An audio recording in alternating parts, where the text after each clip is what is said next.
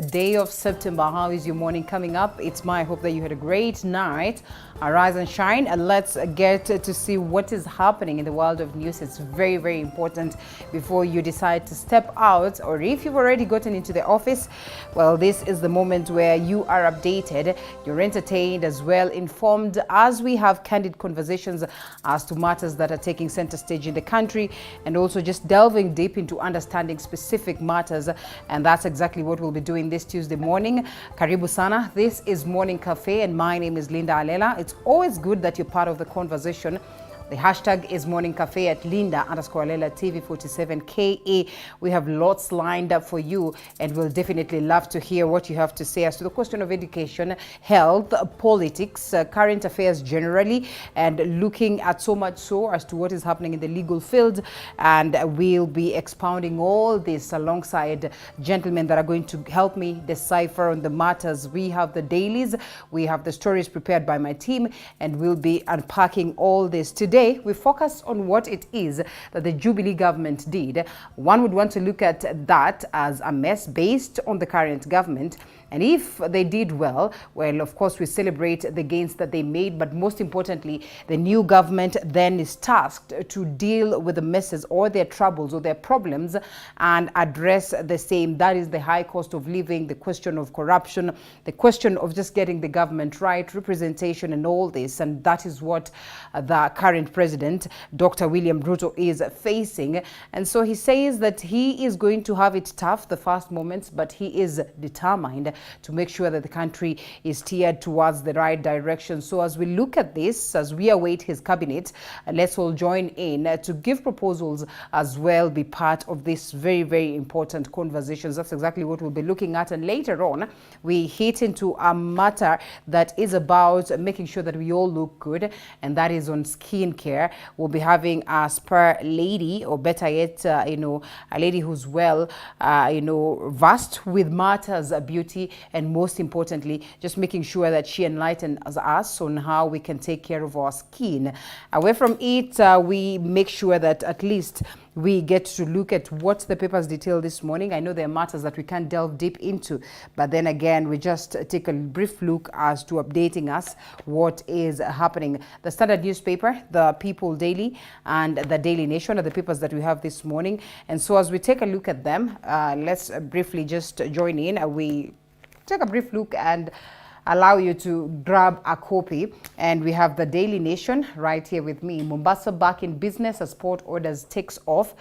This is a sigh of relief for many, though not well received by those ones that hail from Naivasha. And Ruto's directive to move primary cargo clearance operation from the inland container depot of Embakasi and Naivasha back to the coast breathes life into economies, or breathes life, sorry, into economies around the port as logistics firms almost bankrupted by orders on SGR use spring back to life. A story captured on page 2 and 3, and indeed something that is perhaps going to be helpful in terms of reviving the economy of the coast, the blue economy, so to speak.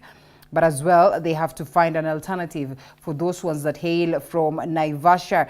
And the Daily Nation front page as well, the biggest story, speaks of how Ruto won the election. Judges have unkind words for the IEBC, and use of forgeries to dispute election results, failure to prove ballot stuffing claims and vote recount, or ballot stuffing claims, sorry, and vote recount that reflected the tally by the Electoral Commission undermined the petition challenging the election of Dr. William Ruto as president, and judges say. This is a story captured on page 4, 5, and 7 in their detailed ruling yesterday, and they speak of 50.49% percentage by which Ruto won the presidential election, crossing the threshold by less than 1%.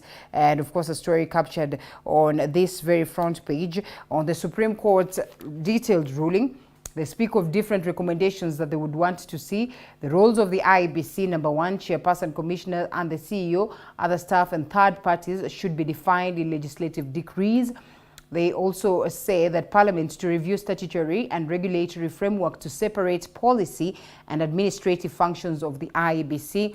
They also say that to avoid suspicions, access to servers supporting the transmission and storage of statutory results from 34A, 34B and 34C should be restricted to IEBC staff during the election period. And also the IEBC to separate election servers and those serving internal administrative work to allow the courts to carry out forensic imaging without compromising supplier agreements. And lastly, number 6, the IEBC to restructure Form 34A to include a column that accounts for stray ballots and only one section for total valid votes. That as captured right there. And a couple of matters that came to the fore, including that argument that there's perhaps need to have an extension of time or more time in terms of handling the presidential petition. And as Azimio in subdued protest, well, as the Supreme Court issued their very last and detailed judgment, a section of Azimio leaders staged a protest that is at the IEBC headquarters in Nairobi, demanding the reinstatement of sacked Deputy CEO Ruth Kulundu.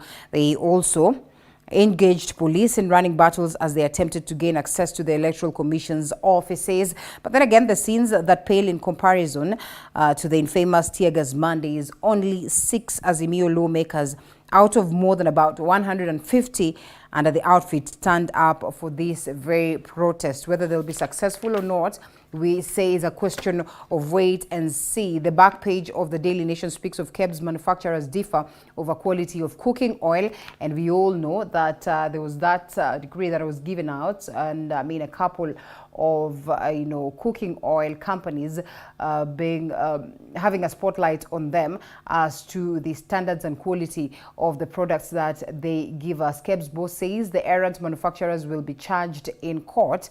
And Standards Agency recently issued an alert against batches of about 10 brands of cooking oil. These brands are still the shelves in our supermarkets, and I mean questions linger as to why this should be so. The Standard newspaper, we have the Standard newspaper, 1 million children are malnourished, a story captured on page 9. This is quite unfortunate, our report, as we hope that indeed we get it right in terms of the health sector. And we also have women set to lead Italy as right wins. And yes, we have this. Could we have this on screen? Yes, women set to lead Italy as right wins, a story captured in the world sector. And we'll also be looking at all that as we continue, and also as CBK continues to face inflation headache, a story captured in the business sector of the Standard newspaper. This is Malky Strikers' first win against Cameroon, a story captured on page 48 on the sports segment. And Supreme Court cuts Chebukati powers. Judges call for reforms in the IEBC to avert future elections problems. And they speak of also a call for an extension of time to hear case, even as they assert the issues raised in Raila's petition were not weighty or were not good enough to overturn poll results, as captured on page 3, 4, 5, again, democratically. And we'll be looking at all that as we continue. Teachers call for school term extension as well, a story captured on page 10 and 11 of the Standard newspaper. And invaders raid Mau in name of Shamba system. Also, we'll be looking at that. Hundreds of encroachers are in Kiptunga forest, where they are practicing the controversial Shamba system, but locals say then the environment is being destroyed. A story captured on page 8. Whether this is the way to go or not is a question as well of wait and see, as many argue that there needs to be proper systems to make sure that this then is handled, and of course with discipline for that matter. Teenage girls in rampant use of contraceptives. This as the world commemorated the World Contraceptive Day yesterday, and this is a story captured on page 16 and 17. Whether it's a plus or not, well, the specialists will say contraceptives have no side effects or notable side effects, and therefore they should be used. But then again, the fact that it is teenage girls that are using this is something that raises some bit of concern. The People Daily Mr. Director, if you have the People Daily app, and we speak of the judges, why Raila's petition was hot air, and we shall remain faithful and defend the Constitution. We shall dispense justice without any form of fear. This is what they say as they give out that detailed ruling and the grand verdict, so to speak, and that is captured on a couple basing the argument on a couple of matters, and they also speak of some of the adjustments that they would want done, that is as to this process, also highlighting some of the discrepancies that were clear and evident in this process of election. On the question of technology, they say the IEBC met standards of integrity, verifiability, security and transparency. On the chair removal, that is the IEBC chairperson, court has now power to oust polls chief or declare him unfit for office. Also on the postponement, a suspension of polls in Kakamega and Mombasa didn't affect presidential results.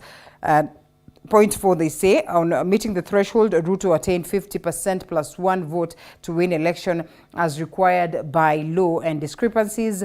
There was no difference between results at polling centers and at the public portal or on the public portal as well. Another story that has been captured, which is more or less also a big story at the State House, and captured on the front page, expounded on page 7, over 3.5 million Kenyans at risk of starvation. This also as the president declares this a national disaster, and they say that in their own special way, they're setting up ways of making sure that they address the question of starvation in the country as drought continues to ravage the numerous sectors of the SL counties. Know Your County Assembly Speaker, it is a mix of old and new wine in regional chambers. A story captured on page 12 and 13, and we all know how instrumental and powerful they are to make sure that the business of the house is well conducted at the level of the constituencies of the counties, sorry. And then, of course, this mini governments would be able to be functional if these speakers are able to handle the business of the county assemblies as expected. And also, as captured on the front page, KTDA takeover plot flops, and former directors gain access to offices and attempt to appoint active or acting chief executive and top managers in a bid to make sure that this is well catered for, and most importantly, that the institution is well manned, and that is expounded on page 19 of the People Daily, as of course from the front page of the same. We shelve the papers for a moment and briefly take a look at what stories we have, and the stories that my team has prepared, and of course those ones that we also carried to look at what is happening from as late as around 12 a.m. this morning. We get this sad news that the lawyer, that is Paul Gishu, who was also involved in the in the case of the ICC, and of course against or being looked at as an individual who also hugely was informed or was in this process of bribing the witnesses, of course, has passed on in his current home. We still are yet to get details as to what really could have informed this. But then again, it's a developing story, as I have said, and happening at night. And getting these reports will definitely be keeping you up to tabs. Yes, police and family say he is believed to have collapsed and died, but no further details were provided. Gishu surrendered to the Hague authorities, that is sometimes in November 2020, after evading an arrest warrant issued against him in March 2015 for years. He says to have improperly engaged witnesses. That is in the case against Deputy President William Ruto. Journalist Joshua Arap Sang, terminated April 2016, and as well Henry Kosgei, in whose respect the court declined to confirm charges in January 2012. And that will be looking at to keep you up to tabs. Now, the Office of the Ombudsman has launched a report on systemic investigation into the plight of Kenya migrant domestic workers in the Kingdom of Saudi Arabia.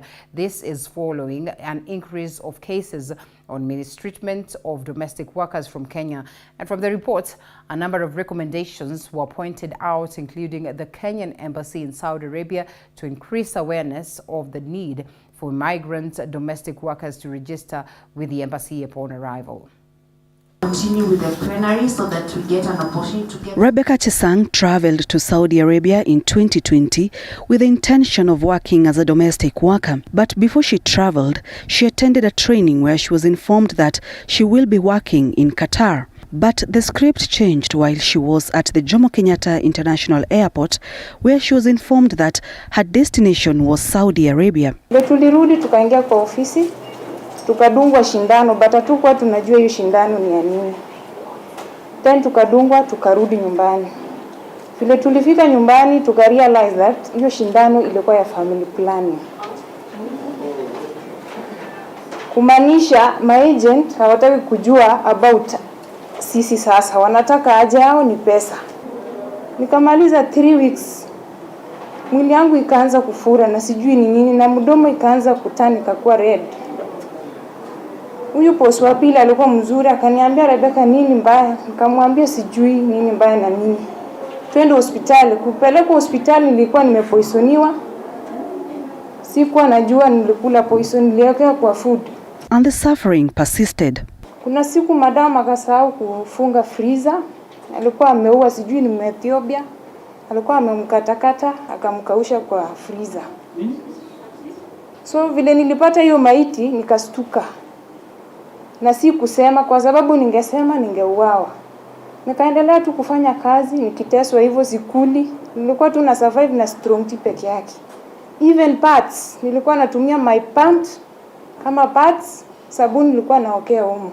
This kind of narratives of mistreatment of Kenyan domestic workers is what led the Office of the Ombudsman to conduct a systemic investigation into the plight of Kenya migrant domestic workers in the Kingdom of Saudi Arabia. In the report was a number of recommendations which, if effected, will help provide a conducive environment for the workers. Another gap is at the immigration you have mentioned. Now, anybody going to Saudi Arabia, for example, is supposed to have undergone pre-departure training. Does the immigration at the airport have a record to show that this person going to Saudi Arabia to work went through a recognized pre-departure training program? As we send our people out there, yes, we train them to adapt. But they also have their own dignity. They also have their unique culture to protect.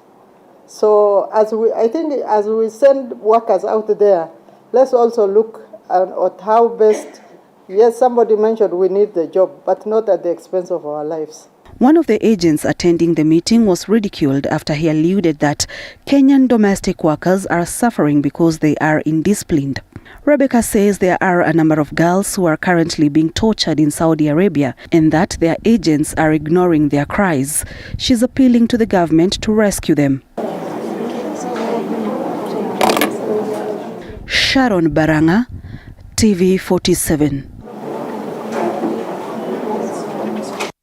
Kenya National Commission on Human Rights, in collaboration with other key stakeholders, have launched the 2022 Election Monitoring Report. The report has highlighted key findings, including the number of crime cases among voters and election officials during the election period. The story was produced by Andrew Juma. Kenya National Commission on Human Rights, together with other institutions, among them IPOA, NCCK, election observer groups, and the Office of Inspector of Police on Monday launched the report, which highlighted key issues which were observed during the election. Despite the drop in loss of lives, other violations such as assault, intimidation, harassment, voter bribery, and misuse of children in elections are still a grave concern. One particular disturbing observation is the increase in civilian misuse of firearms, which contributed to at least 70% of the deaths and assaults recorded. A new phenomenon not previously observed was the violence inside tallying centers, which majorly affected election officials. The commission observed that there was a smooth transition period from the previous government to the current one, despite the increased cases of insecurity and use of firearms among politicians in the counties of Garissa, Elgeyo Marakwet, Isiolo, Mandera, Nakuru, Turkana and West Pokot. This is a huge reduction from the 99 cases that were reported in 2017. The 7 cases, yes, you can see the graph there. We have just the blue for this year, the red was 2017. So we have a big drop in the number of lives lost. And this testifies to the good work done by the security agencies and also the good work done in peace promotion. In that we thank the religious leaders, the NCCK and the NCIC for peace messaging constantly. And not just to defend the rights that affect us, but also the rights of others. Because if you see your neighbor's land being taken away. Threats, harassment and intimidation were also on the rise, as the Commission noted 49 cases of harassment among election officials, observers and voters at large. Ensuring that the reforms that are required are done within a period of sobriety. We end up running very late in the day. Parliament runs very late into the day. We had changes to electoral laws this year. We had new laws which were coming into place. We had 2 funds to IEBC coming also very late. I think we need to work as stakeholders in this area to ensure that within, once the Commission gives out the recommendations today. The police spokesperson Bruno Shioso noted that IEBC was able to deliver a free and fair election through the support of National Police Service and other stakeholders in the sector. Through our liaison office, we worked jointly with IEBC and developed robust training guidance for all levels of our practitioners, purposely to empower them to better perform. At the core of this training guidance was a deliberate focus on democratic, human rights-based and responsive policing paradigm. A section of the rally-led Azimio 1 Kenya Monday held protest outside the Independent Electoral and Boundaries Commission IEBC offices in Nairobi, demanding the reinstatement of its deputy CEO Ruth Kulundu. The leaders, who were dispersed through tear gas by police officers, have issued 24-hour ultimatum to the electoral body to reinstate Kulundu, as Mwege William reports. A peaceful march to IEBC offices led by the Azimio leaders early turned messy as police lobbed tear gas to disperse Azimio supporters, and at the gates remained locked with no official from the commission picking up their demands. Leaders allied to the Azimio coalition party held the protests by marching and later setting camp for the better part of Monday morning outside the Independent Electoral and Boundaries Commission IEBC offices at the Anniversary Towers, Nairobi. The legislators were caught in a melee that ensued even as police demanded that the leaders disperse their supporters before they got an audience with the electoral body. The main gates of the Anniversary Towers, the building housing IEBC offices, were closed. The Azimio leaders are protesting the interdiction of IEBC Deputy CEO Ruth Kulundu in what they say is witch hunt from the commission. The leaders, led by Ruaraka Member of Parliament, took issues with IEBC chairperson Wafula Chebukati for the interdiction of the Deputy CEO. As members of Parliament, and then we come and do what we must do. And if you have an agreement with IEBC, in fact, we will give you escort to IEBC. Yes, this is the thing, because it is part of our duty, public. Hiyo ndio tulichaguliwa kuifanya. Why would you want 500 people to go to IEBC? No, those are not our people, Moses. Why do you put people on me? Azimio argues Chebukati and Marjan's latest actions portray an institution that has abandoned its independence and resorted to pleasing the executive. The interdiction of Kulundu was top of Azimio's grievances, saying the move is meant to intimidate IEBC officials who are not reading from the same script with IEBC leadership. They have decided to lock the gate with chains. So you can imagine that the gates have been locked to the public. Everybody in Kenya, in Nairobi, cannot access IEBC to be able to ask pertinent questions. The leaders demanded that IEBC immediately reinstates Kulundu to her position within 24 hours, failure to which it will take a stern action against Chebukati and IEBC CEO Marjan Hussein. Kwa hivyo tunaomba Chebukati na timu yake wawache hizo carteling wanafanya ndani ya hiyo ofisi. Mr. Chebukati, please, IEBC is a key institution in democratization of this country, and we are not going to allow you to become a dictator. The Electoral Commission interdicted its Deputy Chief Executive Officer Ruth Kulundu, citing her for a litany of allegations. These include gross misconduct, insubordination, and participation in illegal activities contrary to her employment terms of service. Na tutakuja hapa kila siku kuona kwamba haki za Madam Kulundu zimeonekana na pia vile arudishiwe kazi yake na endelee na kuhudumu kwa hiyo kazi. Mwege William, TV47, Nairobi. And the IEBC chairperson, Wafula Chebukati, is on the spot after the Supreme Court, in a detailed judgment, stripped him of powers to verify and tally presidential results. This is after the court declared unconstitutional a section of election regulations giving the commission chair powers to do so. In a move likely to have far-reaching political and legal implications, the Apex Court further recommended a clear separation of powers at the commission's top hierarchy.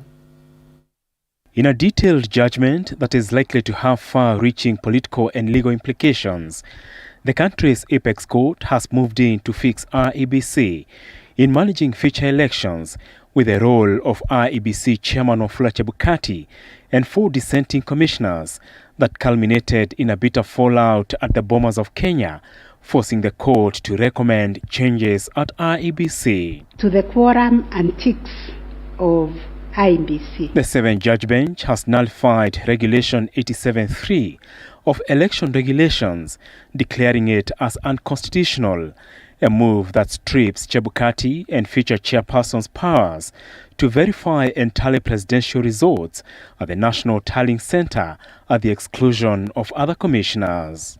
4 IEBC commissioners disowned presidential election results announced by Chebukati, declaring William Ruto president as opaque, saying they were kept in the dark. In his petition, Azimio coalition party leader Raila Odinga wanted the results annulled due to the divisions. In a move meant to avert further divisions at IEBC top leadership, as witnessed in the polls, the Apex Court said there should be a clear separation of powers between the commission chair, the CEO, and the commissioners. The court has further recommended IEBC servers storing the controversial Form 4As, B and C, that featured prominently in the Azimio petition, be restricted to IEBC staff during the election period. One Jose Kamango accessed the RTS and interfered with the result contained therein.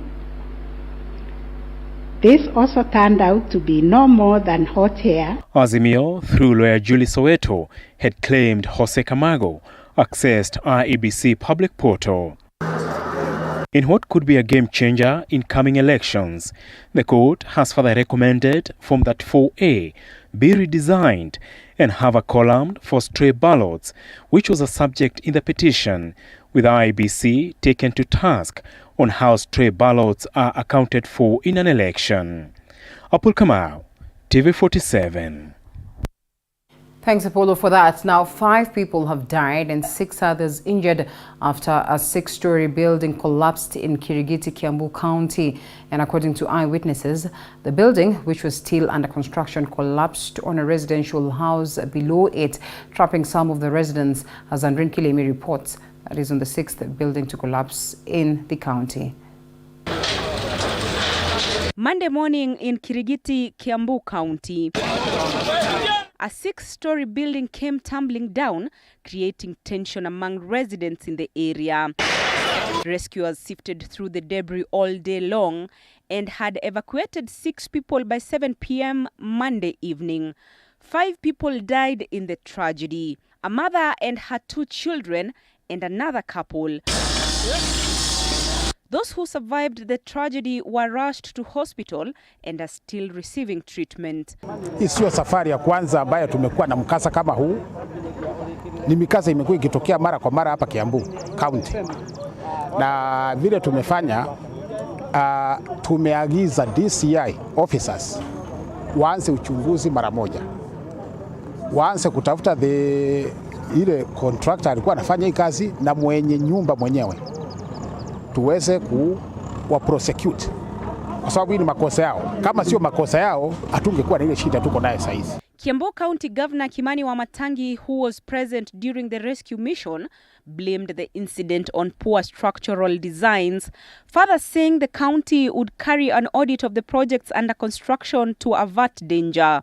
Nataka niwaambie pia wananchi wetu kwamba umefika wakati wa pia wananchi kuwajibika, ambao ukitaka kujenga hakikisha kwamba unafuata sheria. Na mimi nasema kwa vile hii ni idara moja na mahali moja ambaye nitaangalia kwa makini sana, nataka niwaambie watu wetu tutembee safari moja. Kwa vile kutoka sasa vile tumeingia kwenye hii kazi, mimi nitaanza kuzunguka mimi mwenyewe binafsi na kuhakikisha kwamba tumekagua hizo mijengo zote ambazo mbeleni walikuwa wamepatiwa licenses na permits za kujenga, na tuhakikisha kwamba kila mtu anafuata kanuni na kufuata sheria ya ujenzi.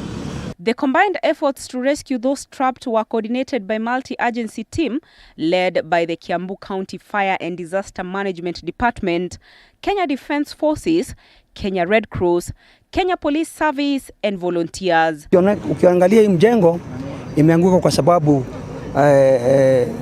vile ilikuwa imepitishwa sivyo walikuwa na jenga.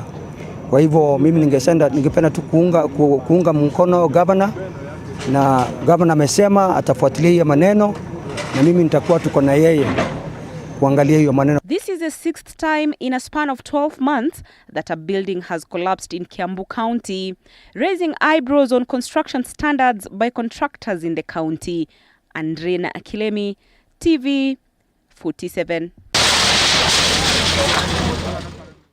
Well, that's quite unfortunate. One of the things that we'll be discussing this morning. Away from it, the government has flagged off food aid to drought-stricken counties across the country. And as Mike Agungu now reports, the William Ruto-led government says it is putting measures to face hunger in the country, while over 3.5 million Kenyans are already suffering.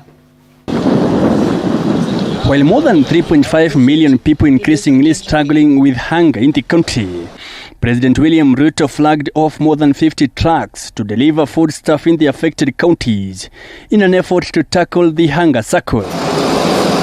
Addressing a press briefing at Nairobi State House, Ruto asked counties to adjust their budgets so that they can avail resources to mitigate the drought situation. We have also agreed that county governments will equally make provisions in their budget, even if they have to slow down some of their projects and programs, so that we can take care of this situation. This comes as he announced that 23 counties are currently suffering severe effects of drought, with 3.5 million people being affected. We have in these 50 trucks, 20,000 bags of rice, 20,000 bags of beans, and assorted animal feed, together with cooking oil that will go to the various parts of our country that today are facing serious challenges of drought.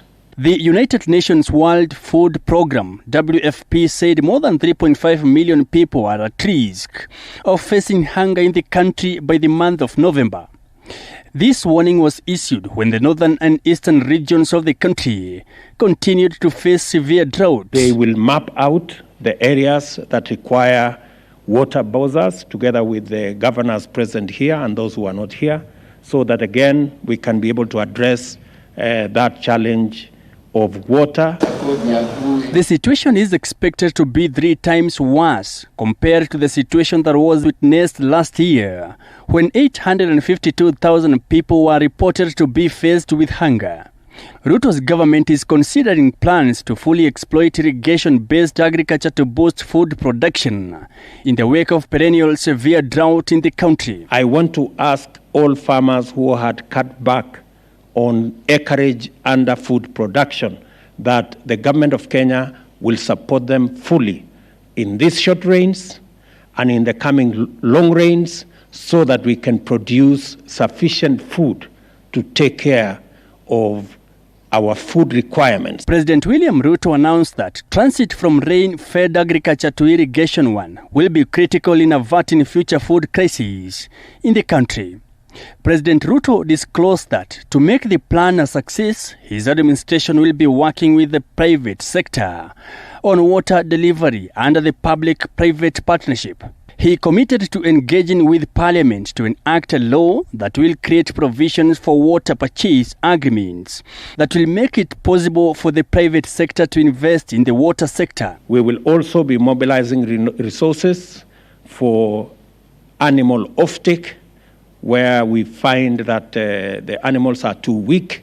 We are going to work with Kenya Meat Commission to make sure that there is an offtake program. This initiative, which will go a long way in complementing efforts by county governments and other partners in ensuring that our people can access food, water, and other basic services. Earlier, Deputy President Rigathi Gachagua held a meeting with governors from counties affected by drought to discuss immediate intervention measures to save lives as directed by his boss. The country is under famine attack following lack of enough rainfall for more than 4 years. In September, retired President Uhuru Kenyatta declared the drought situation as a national disaster, while millions of people continue to face hunger. His government allocated 2 billion shillings to aid in fighting hunger. President William Ruto announced that there will be a weekly consignment of the relief food that will be taken to the affected areas. The food that you are flagging off today and subsequently will not be distributed by county commissioners alone. It will be a concerted effort between the national government administration, the county governments and our development partners so that there is transparency and there is efficiency. The more than 23 counties affected by drought will now benefit from government intervention, with President Ruto promising to bring to an end the suffering of more than 4 years of these counties. Mike Kagwango, TV 47 from State House, Nairobi. And a multi-agency security operation has been launched to arrest perpetrators behind banditry attacks in Turkana East. Deputy President William Ruto has already summoned governors from 6 counties affected by banditry attacks and, of course, today morning to discuss the matter. And as Chichi Josephine now reports, the family of one of the police officers killed in the weekend attack, John Kisoi, is still mourning in Kuikui village, that is Baringo North. Pain and tears were evident as the news of the killing reached the family. John Kisoi, a father of 4, was no more. Brothers and relatives could not hold back their tears, narrating how they were expecting their father, who was also their breadwinner. Alikuwa anatuambia anakuja leave, hata tayari alikuwa amepata barua ya kuja leave. So alikuwa anatupigia simu mpaka the last minute. Gavana bin Foto baada ya hiyo akasema tutazungumza kesho asubuhi, ambayo ilikuwa jana. Sasa tulikuwa nangojea yeye akuje nyumbani leave. Mpaka saa hii tunangojea marehemu. Turkana Police Commander Samuel Ndanyi says this happened after bandits invaded Namariat village at dawn on Saturday and disappeared with the livestock. Security officers from Rokori tried recovering the livestock and in the process fell into bandits' trap. Deputy President Rigathi Gachagua, in a meeting with intergovernmental and county leaders, summoned 6 governors from West Pokot, Turkana, Samburu, Laikipia, Baringo and Elgeyo Marakwet to discuss the security situations in those areas. The governors from West Pokot, Turkana, Samburu, Laikipia, Baringo, Elgeyo Marakwet. We are inviting you for a meeting here tomorrow at 8:30 to discuss the security situation in that part of the country. The Independent Policing Oversight Authority, IPOA, has launched a monitoring exercise to establish the circumstances surrounding the attack and make recommendations for further action. The bodies of the 8 security officers were flown to Nairobi as the injured soldier is still nursing injuries at the Lodwar Referral Hospital Intensive Care Unit. We've lost a greater population of the people of Turkana East. We've lost serious personnel, security personnel, who are committed to deliver in protecting the lives of our people. We feel we should receive justice from the government of Kenya. Chichi Josephine, TV 47. Now, key stakeholders from the health sector across the country joined the world in commemorating World Contraceptive Day. The global event that centers itself around family planning vision seeks to raise awareness about family planning options and challenges surrounding limited access to family planning services. This year's theme was breaking family planning myths and misconceptions. Speaking during the commemoration ceremony in Nairobi, Director General of Promotive Health Andrew Mulwa said on average Kenyan women believe 5 out of every 8 given myths about modern contraception. According to him, myths negatively impact family planning uptake as women use them as a basis for decision making. In Kenya and elsewhere, the family planning myths and misconceptions are prevalent at the community level, and they hinder the uptake of modern contraceptives. The low level of contraceptive knowledge, particularly on contraceptive fears, as revealed by the study in Kwale County, demonstrates critical gaps in sexual and reproductive health knowledge among the youth. Research has further shown that the sources of the myths are women themselves, and the spread of this myth take place via informal communications such as social networks. In Kenya, we see these misinformed decisions as contributing to poor health outcomes for the mothers and their children and trickling down to our community. These decisions, when entrenched in the lives of women and men within the families, are difficult to change and may lead to repeat poor decisions on family planning. In Bungoma County, 25% of women are said to have used family planning methods without the knowledge of their partners, with 0 vasectomy cases reported in the county since the year 2014. 25% of the women were on contraception, and yet their spouses or their partners were not aware. And that's why we want to encourage male involvement, because it is important, even in terms of decision making, which method you want to take as a couple. It is very key. Lamu County activists have highly condemned the prescription of family planning methods to girls of a young age. According to the activists, the culture encourages sexual activeness among teens that instead exposes them to sexually transmitted diseases. Kama wanatumia zile dawa za kujitunga ile sipate mimba, hiyo inakuwa kwao ni fursa kubwa kufanya mapenzi kiholela, kwa sababu akiondoa hofu kwamba hatopata mimba, ambapo hiyo ni hatari zaidi, kwa sababu pale anapoendelea zaidi kuna uwezekano kupata magonjwa. Zainab Mohamed, T47.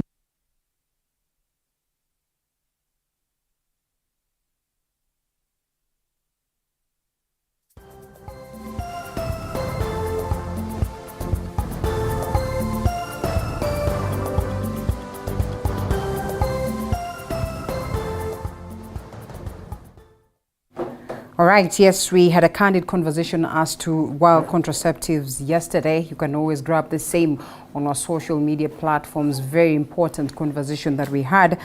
And I mean, it will be good for you to just get to watch that for purposes of getting more information that would be helpful for you. But away from it, we get to introduce the gentlemen that are joining me for the conversation this morning.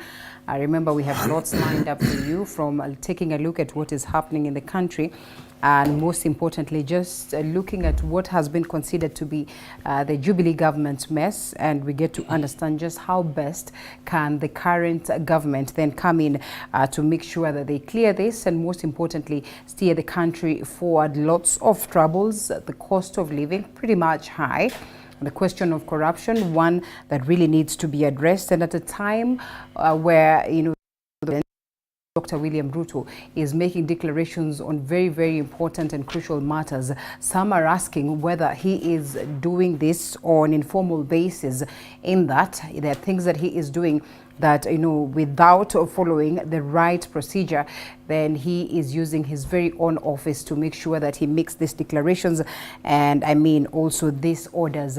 But just how instrumental is this, and how important would it be for him to make sure that he sets up a cabinet as soon as possible to help him steer his vision? Well, that's technically what we'll be asking the gentleman that we have on set. And I keep saying that most of the times we have the gentlemen.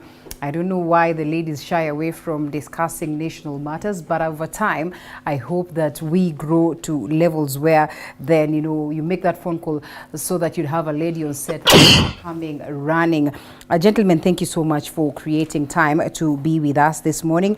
It is at this very point that we get to the conversation. We still have one that is on his way, but he should be here any moment from now. But let's introduce Peter Mushendu. Peter Mushendu is a governance expert. Thank you so much for creating time. Thank you. So much is happening in the country, as well as to what played out in Kirigiti, Kiambu. I'm sure we'll be getting to that, which is a matter that really needs to be addressed.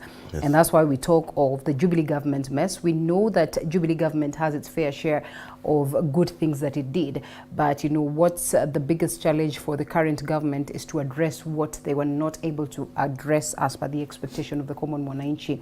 But away from it, I'll be coming to you for the same. Allow us to introduce Nick Biketi, who's a constitutional lawyer. Thank you so much, Wakili, for creating time. Thank you. As well as Wakili Suleiman Bashir. Thank you so much as well, advocate, for creating time to be with us this morning. In a bit, we'll also be joined by the MCA of Chinga Ward, that is Honorable Kiruga Dhuku. But before he comes, gentlemen, how have you been? Bashir, you've been well? I've been good. Asante sana. Thank you for having me this morning. Karibu sana. Asante. The final ruling out yesterday. What do you make of it, and a couple of matters that the judges pronounced themselves on? Matters that are very, very crucial towards the growth of democracy. The position of the IEBC chairperson, very, very important. As well, the question of timelines as to how quick we're supposed to deal with the matter of the presidential petition also coming to the fore. And a couple of matters that, the courts are saying that needs to have some level of adjustment for us to get this process right. Again, and a plus for the common mwananchi in terms of growth of democracy? I think, Linda, it's about a 133-page document. It's a judgment that follows the initial ruling that we have had, I think, on the 5th of September. Yeah. When you look at the Supreme Court presidential election petition rules, the Supreme Court has the laxity or that particular freedom of coming up with a detailed judgment in 21 days. And I think it was trying to comply with the aspect of giving us a detailed analysis or reasoning as to how it has come up to its decision of the 5th of September. It was, I think when you look at the judgment, you'll realize that the 9 key issues that were for consideration have all been addressed by the court. They were tackling every single issue on its own.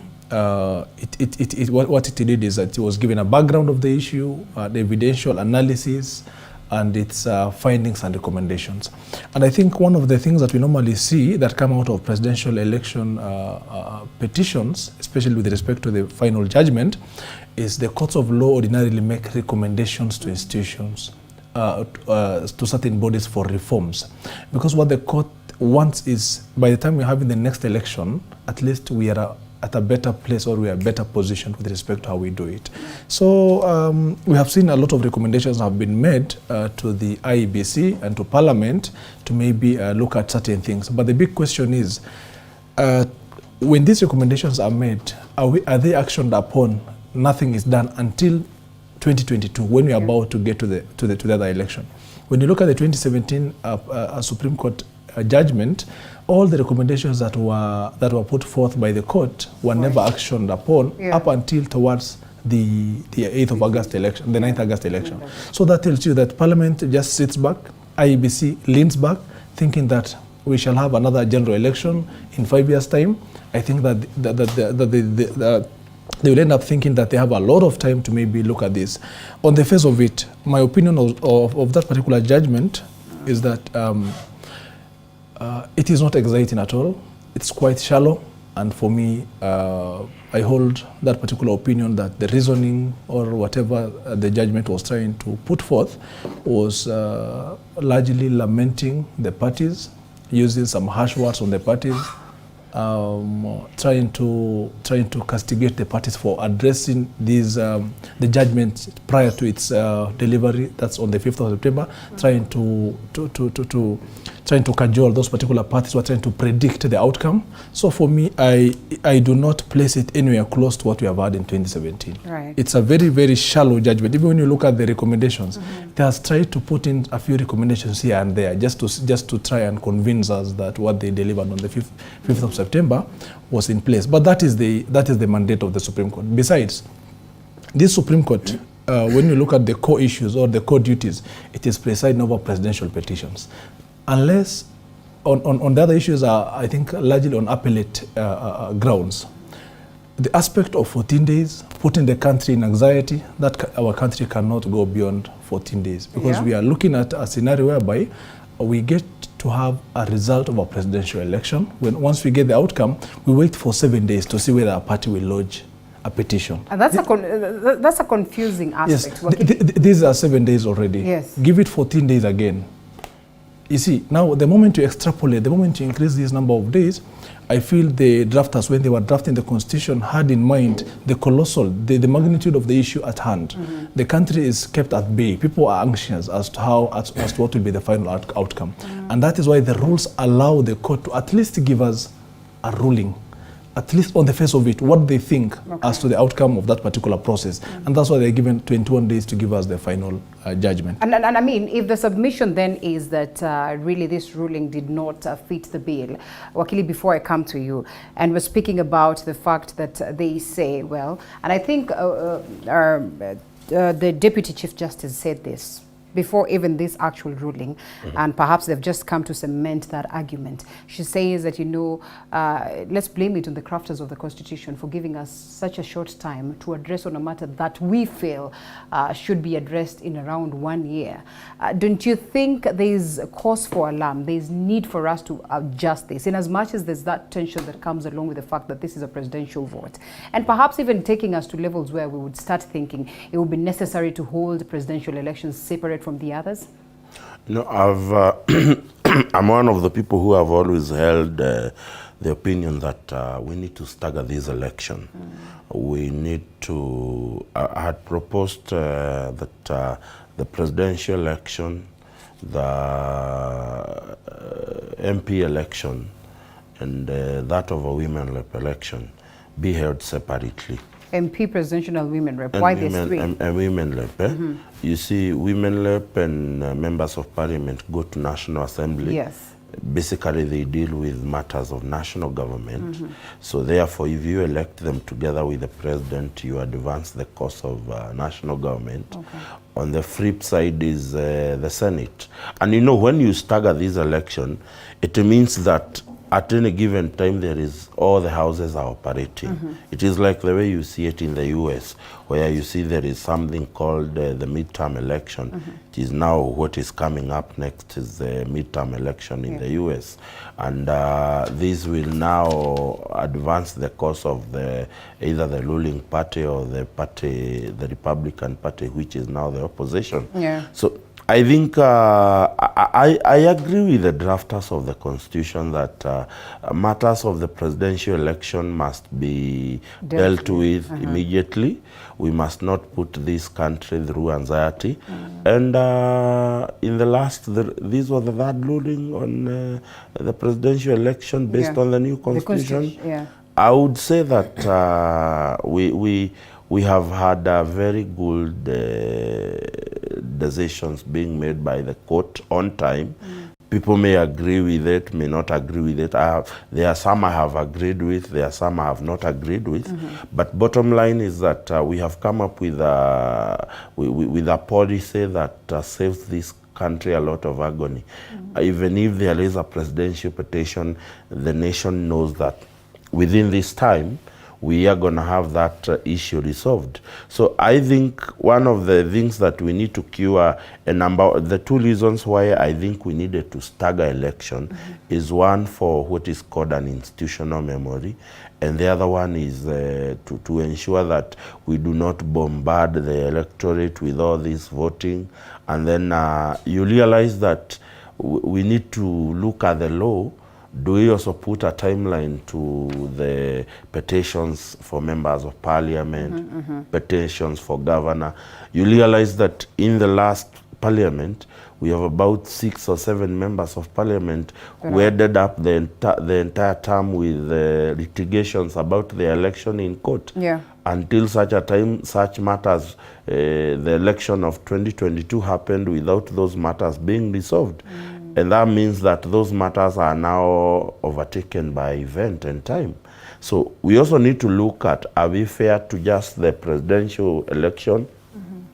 Or are we fair to everybody who has contested in an election? Let's put a gag on how long can we prolong a case. If it is a case of a member of county assembly, if it's a case of a member of parliament, how long does it last in court? Because number one, it does not serve the interest of the common mwananchi for a member of parliament to be a litigant or in litigation for the entire 5 years. It means that someone, part of that someone is not dedicated to service to wananchi.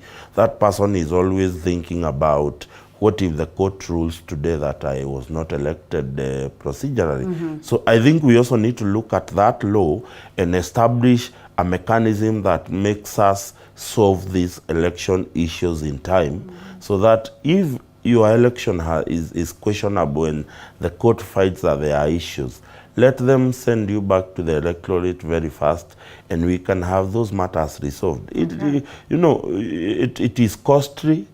It is not helping the litigant. It is not helping the accused. Neither is it helping the public who went to the ballot and made because what happens is that the decision of mwananchi is being put to test for the entire term of 5 years. And for me, I think that is not right. That is not okay. We need to have a timeline too to ensure that all election matters are litigated in time, decisions rendered in good time, and people can now start serving mwananchi knowing that you have a full mandate on the same. Right. Today you realize that between now and 6 months, there are people who have not yet gone to court and they might think of going to court because the law provides for those pathways. So there's a governor somewhere sitting pretty, there is someone else planning for to go to court and take a petition. So I think these are issues that needs to be checked.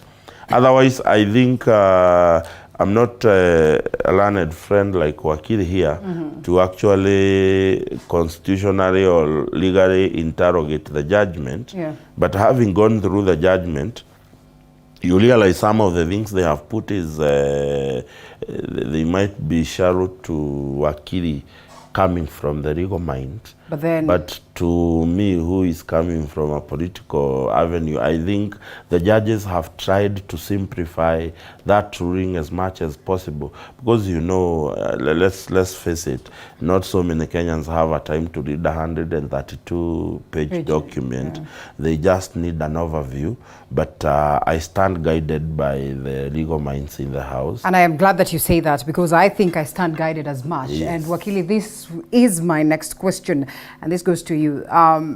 Just how important is the final ruling? Because as it is, any other person would say we are confident and comfortable with the fact that, the presidency has already been declared and let the country move on. We perhaps might not need to find, a detailed judgment or a detailed, presentation of what it is that informed the judgment that the Supreme Court judges made on the 5th of September. How crucial are some of these proposals and the judgment itself for us to read, for us to understand, and as Wakili would say, some of these matters that they have proposed will be actualized perhaps in the next 5 years?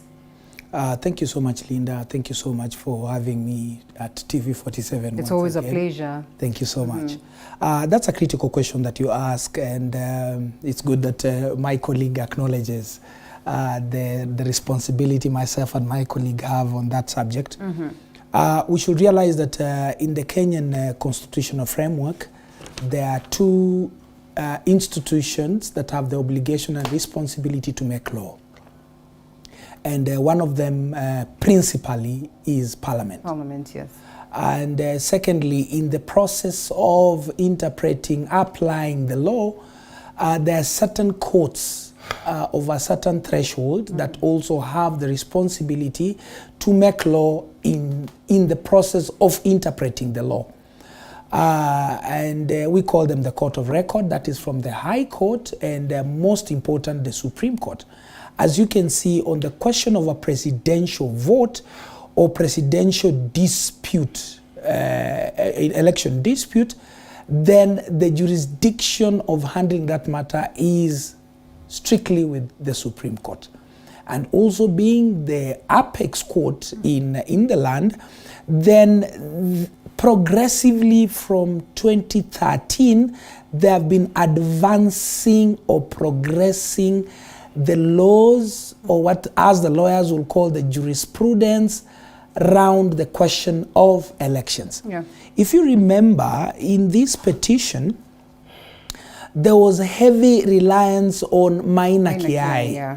That tells you that Maina Kiai was a set precedent on the question of how do you process an election. What is the role of the commission? What is the role of the election staff? And you remember the question of where do we do the tally, where do we count the votes? That was largely set out in Maina Kiai. Now we come into the test of that process. Okay. The process was established. We've tested it in this election. How was it applied? What were the gaps? And then now the Supreme Court is coming in to say, this is what was applied, and this is where we think the shortcoming is. Can we improve on one or two places? So then the question you ask becomes a critical question, because we've largely relied on the Supreme Court decision since 2013 to progress our election jurisprudence. So the place of the Supreme Court then becomes very important from that perspective. When I joined my colleagues on establishing the vitality, if I may so to speak, of this decision, one, we must realize that this is a unanimous rule. 7 judges, all of them speaking the same. Yeah. That does not mean that we will not have people who are discontent. You must remember that there are so many lawyers who are on the side of the petitioner. So you do not expect, they believed in their case, for them to take it to the Supreme Court. So we also do not expect a unanimous agreement with the decision. Okay. And unfortunately, that is the setup of our judicial system. It's adversarial. And for that case, again, the judges have pronounced themselves, even in this decision, saying, look here, being an adversarial system, then we cannot manufacture your case. We are limited within the boundaries of your case. I remember Maraga saying, it's a process whereby whatever you put in is what will be processed and come out. You put in sugarcane, you expect to find sugar. No other ways about it. So you can see they spend about 30-something pages on the question of evidence, and trying to elaborate what is the threshold that we expect when you come as a petitioner. What are you supposed to give us for us to find in your favor? So then they shift the burden of proving your case to the petitioner. I like this decision also, Linda, because for the first, if you pick the decision of 2013 or the case of Raila Odinga 1 and Raila Odinga 2, that is 2013 and 2017, the burden, or rather the collapse of the election, or where there were gaps, were heavily put on the commission. But this time, we are growing whereby they're also saying, parties also who are participating in the election process, this is what we also expect from you. In the election itself, and also in the event that you have a petition. So I consider that as extremely progressive. Yeah. And I also agree with my colleague that the simplification of judgment. You know, it's been a tradition of us lawyers where we've developed a language. We don't speak English per se. We speak something called legalese. But there is a growth also in language, where now the judges are saying these laws are for Kenyans. They must be able to follow. Right. And their opening statement, their first line in that decision, they're saying elections in Kenya are an emotive issue. So then they're saying, because it's an emotive issue, we realize that everyone is anxious to know what is it about. Yeah. So then they simplify the language, so they make you and me be able to follow, which I totally find extremely important, because the law is for everyone. The law is for everyone. So the stagnation also, if I may just make a comment, they make a decision to kill the anxiety, like my colleagues have spoken about it, which I also still feel, as much as they're asking for more time, I agree with my colleagues that elections being an emotive issue, we cannot expand that. Does that guarantee us justice in this case? Because the petitioner will tell you up until now they are not satisfied, and even legal mind can argue that perhaps the final ruling or the actual judgment really did not speak volumes as pertaining to what substantiates that move that they took. Then clearly that tells you that in as much as we're rushing on the question of time and we're considering the fact that this is an emotive manner, there are likelihoods that then justice is not accorded. Do you know, I consider... As much as they say justice delayed is justice denied. Correct. Yes? You've actually started the problem, and you've set the question, and you've already now become a lawyer. Okay. That's typical of us lawyers. Yeah. We journalists and preachers, people who deal with literature, always have to apply ourselves to interpretation. Interpretation can never be the same. We could actually be agreeing, but the way we are agreeing is different. Right. You could see the petitioners, we had different petitions. There were a number of petitioners actually making a case for the petitioner, but with different routes. Right. Same to the defense, defending the same case with different interpretations. Yeah. So that is the nature of the game. I do not at all, in that spectrum, expect a unanimous, absolute interpretation. Okay. Yeah. All right. Fair enough. It comes with the nature of gentlemen, and in all this, Bashir, perhaps to wind it up, a couple of submissions that you have seen as well.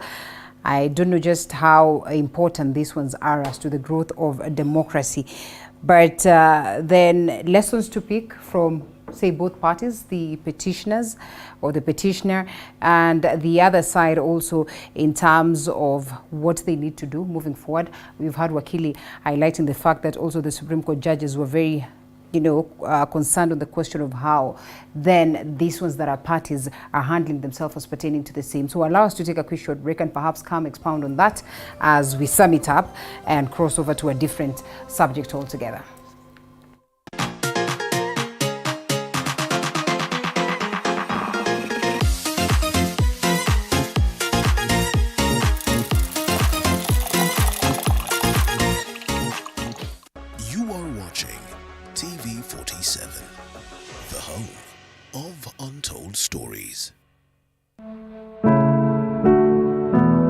Disability is not only limited to physical disorder, but also mental issue.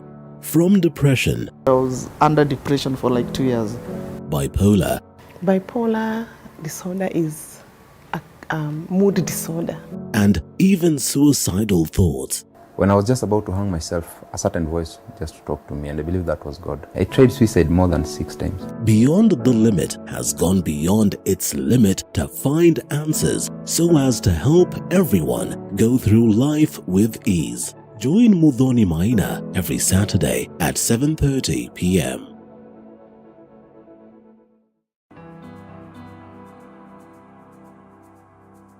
Starting this September at 8:30 p.m. on Tuesday, The Realtor brings it all to perspective. Breast cancer. We identify a property, discuss and demonstrate the journey towards ownership. Professionals who have integrity, and from their catalog you can easily read that these are professionals who are able to deliver. Everywhere you go, you have to up your games, you have to go with the trends. Not forgetting the margins as well as the risks that come along. The runaway prices of the land. We are saying that Examination centers never go without mentioning, any developer will not go without mentioning price of land. Don't miss out.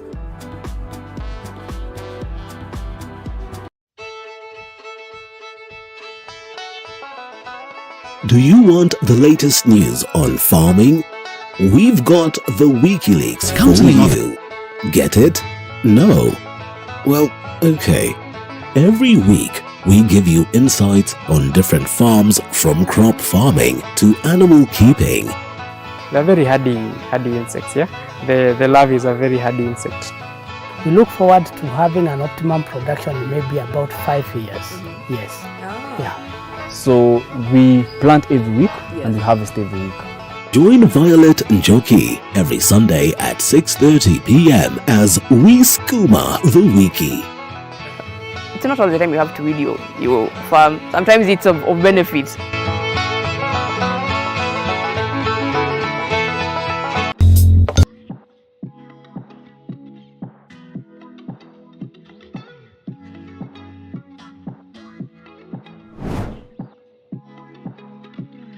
Starting this September at 8:30 p.m. Hi and welcome to The Grind. My name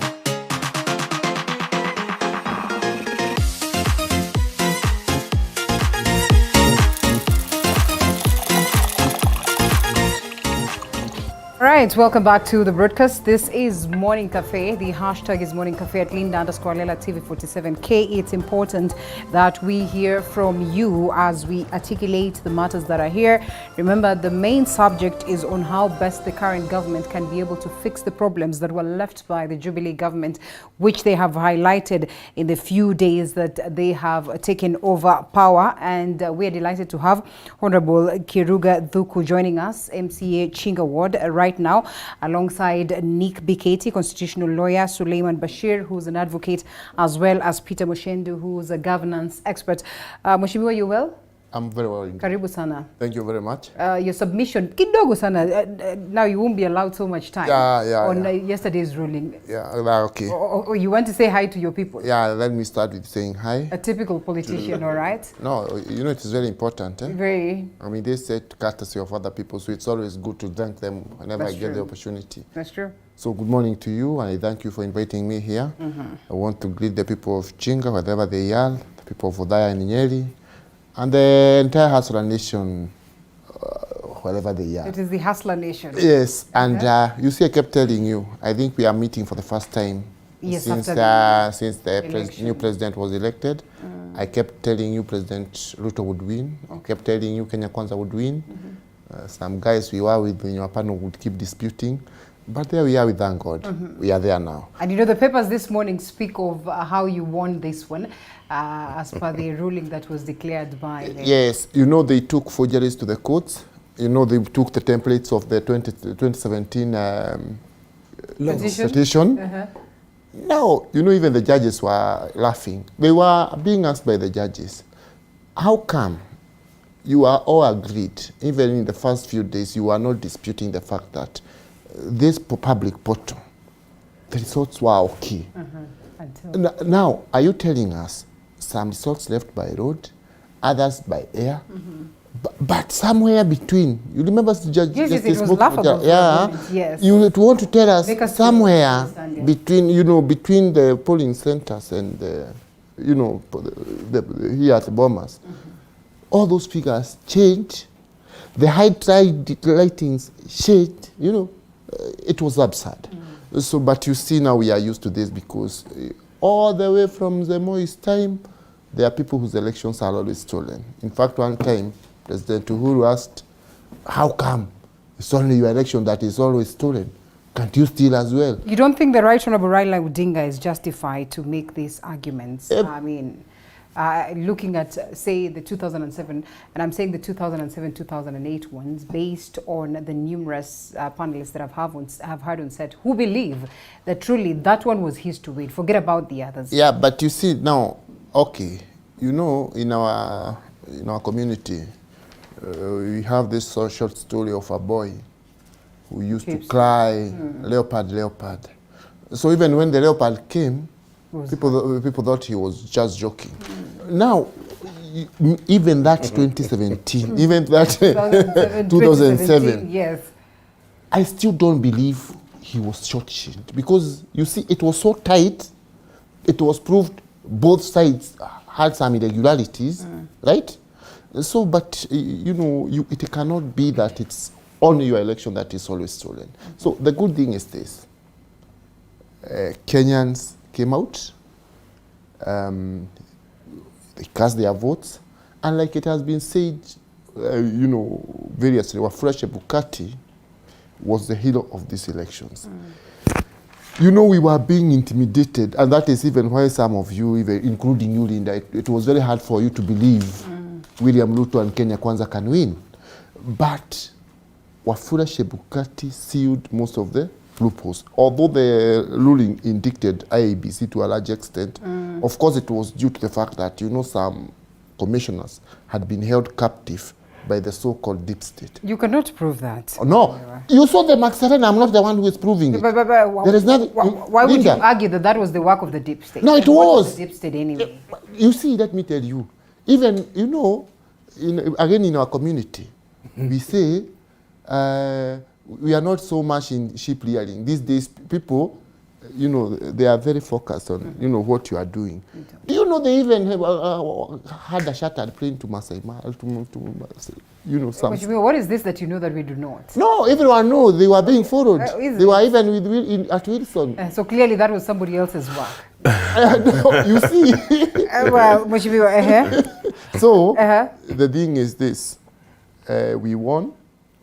Now the greatest task begins. And we thank God. And I wish to I have not congratulated my president from this place. Right. I wish to congratulate President William Ruto. I wish to congratulate Deputy President Rigathi Gachagua. You know, leader, at times, you hear the government of Ruto and Rigathi, you pinch yourself, so that you know that you are not dreaming. Because of the way we had been so fear about the deep. Please do not ask me why I'm allowing Mheshimiwa to do all this. He's a town supporter of the Deputy President William Ruto, and really he put up a fight in terms of campaigning for them. But today it's the government for the people of Kenya. Yes. They won, yes, by a very thin margin, which was acknowledged by the ruling yesterday. But here we come, Mheshimiwa, Wakili. Then perhaps from what Mheshimiwa argues, just what lessons do parties then pick out of this? I think the process as to what happens before the Supreme Court is quite important to us as a country. And you know, I always give it to the Right Honorable Raila Odinga for always being a strong believer in the rule of law. It takes a petition before the Supreme Court, and it takes being a gentle, it's on the part of being gentle to accept the verdict of the court. And we know, even in this particular impugned election, it is alleged that about 6.9 million Kenyans voted for him. So someone who, on one part, in as much as you are disputing the result, who you are saying 6.9 million Kenyans have voted for him, but he's still telling them, we are a country that is governed by the rule of law. I first petitioned the court. In as much as I do not agree with it, I will have to abide by the outcome of that court. And I think that's quite important. Actually, for me, I allowed him for being a consistent believer in the rule of law. And we know why one of the reasons as to why we have in our Supreme Court building on the jurisprudence as to how presidential election petitions are handled by the court is quite important. Let me even mention to you that the first petition was in 2013. Then in 2017, we had 2 presidential petitions. This was the 4th one. That tells you that as a court, this is now becoming a court that has now sort of gotten more and more experienced as to how it handles petitions. The other thing, Linda, is we also have to give it to the advocates. You know, the Supreme Court had both written submissions and oral hearings. Oral hearings were done for 3 days.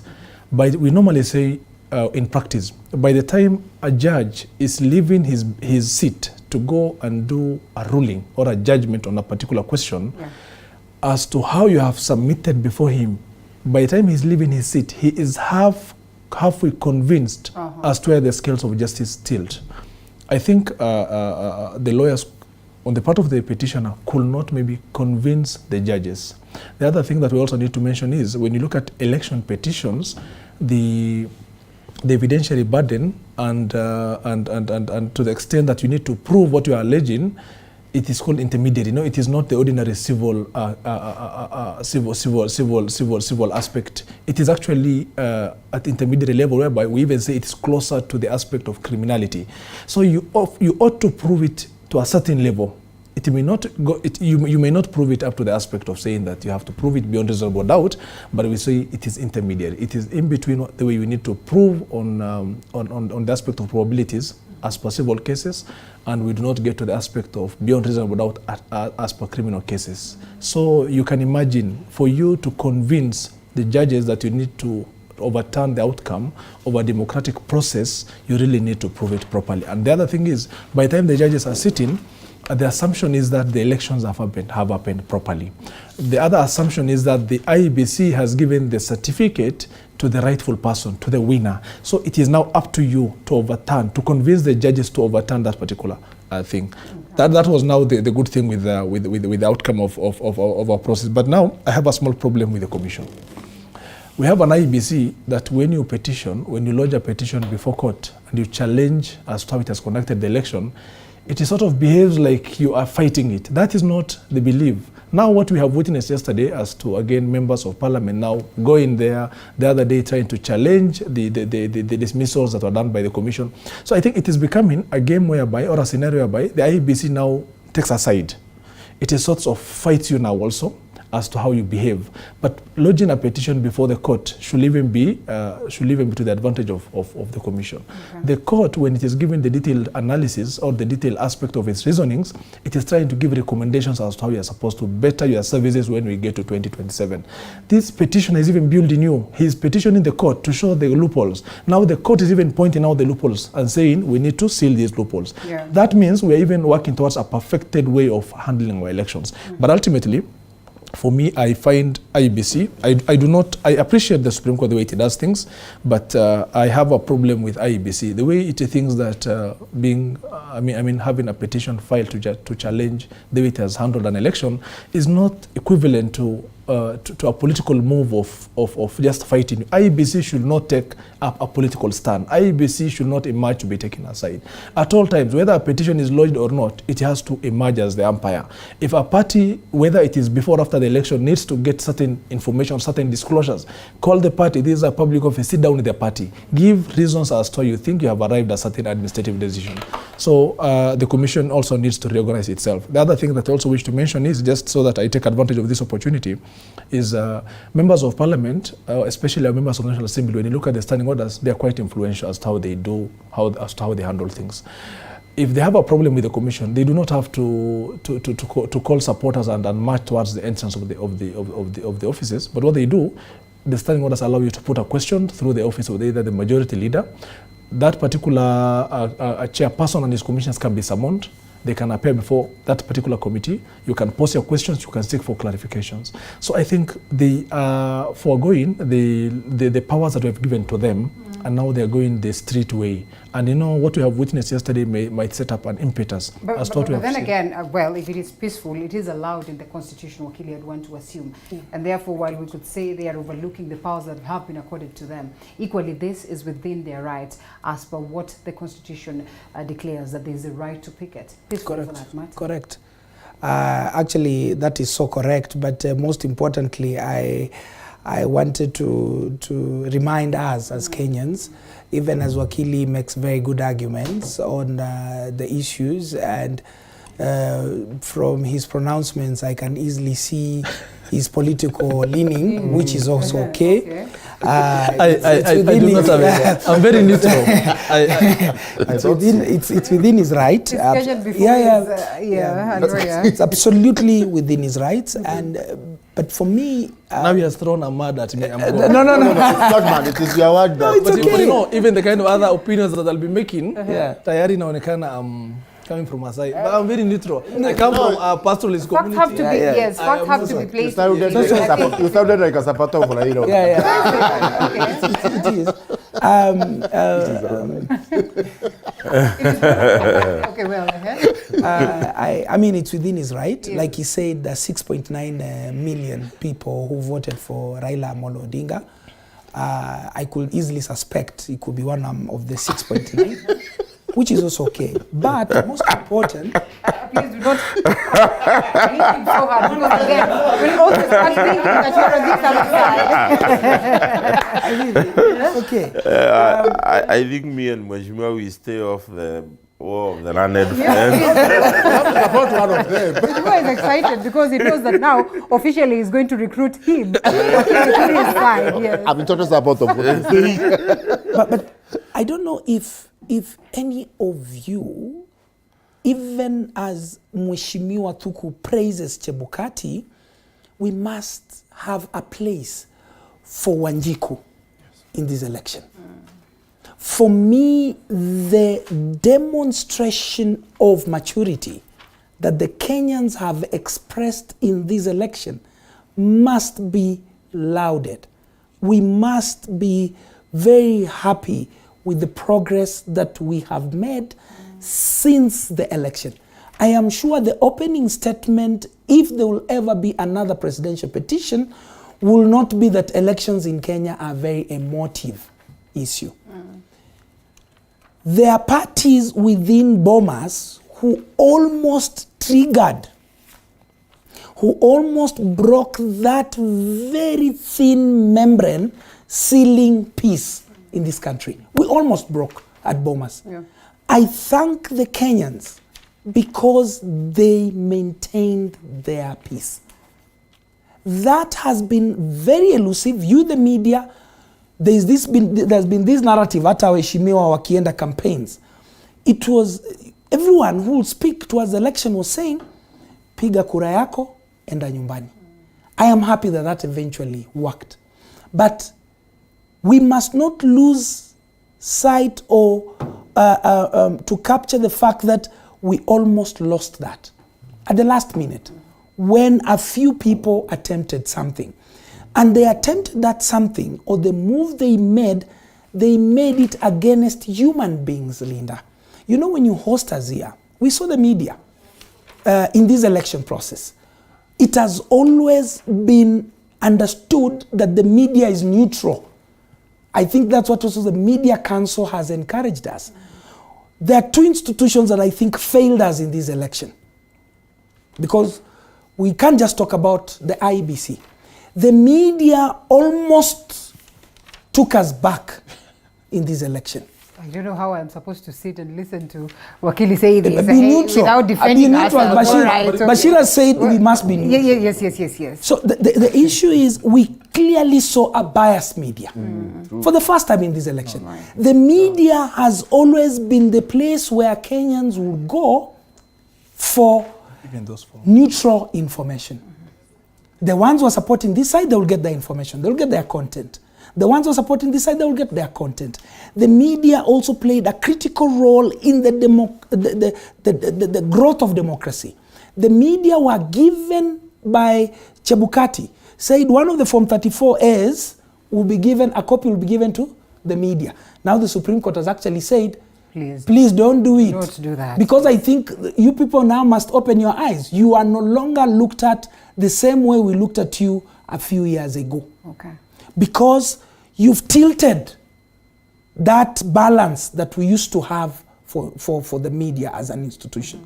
The religious institutions also almost failed us in this election. These are institutions that have been the pillar where we all look up to for direction as a country from a point of neutrality.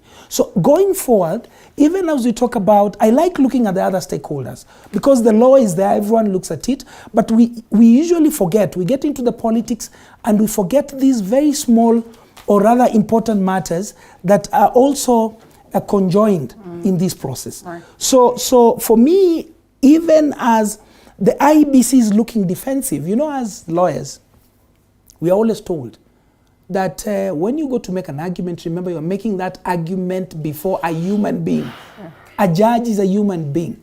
You become disrespectful, you become abusive. Of course, I'll have a feeling. I'm a human being.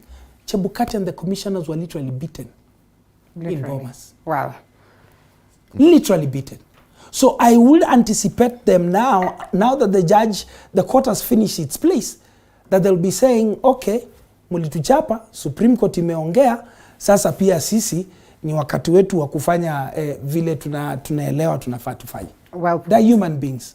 Peter, Lawas, hey, did I call you Peter? It sounds different. Yeah. In 2 minutes, before we take a short break, sum it up for us as we come expound on now the troubles of the Jubilee government that have to be fixed by the current government.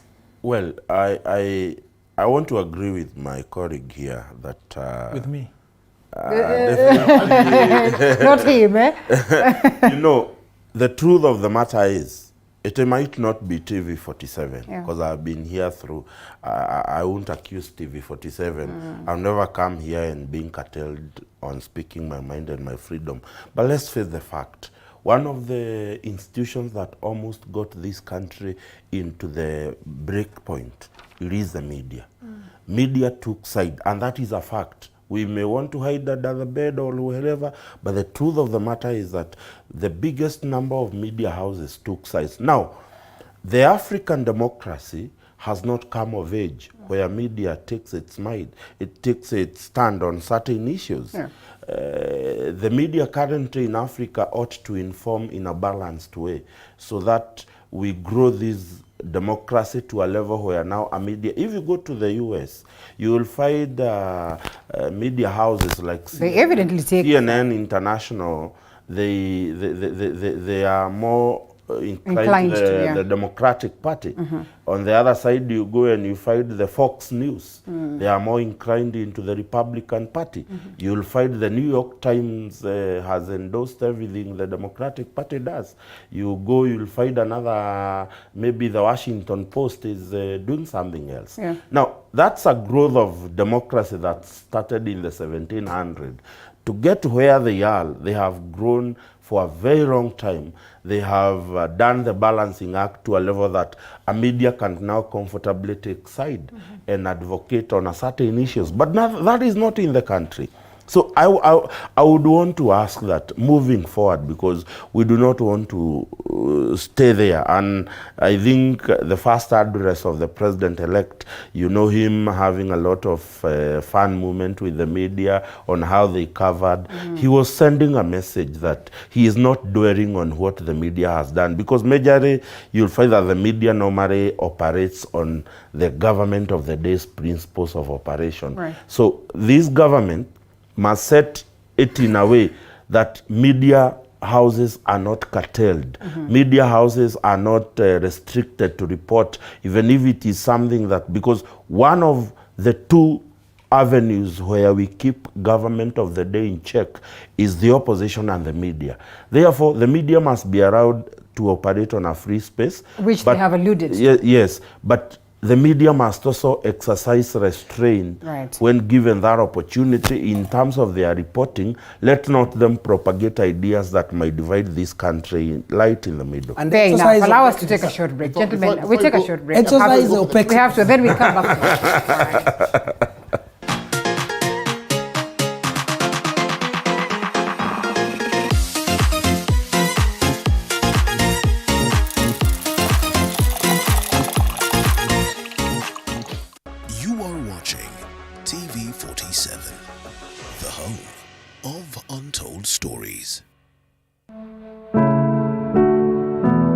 Disability is not only limited to physical disorder, but also mental issue.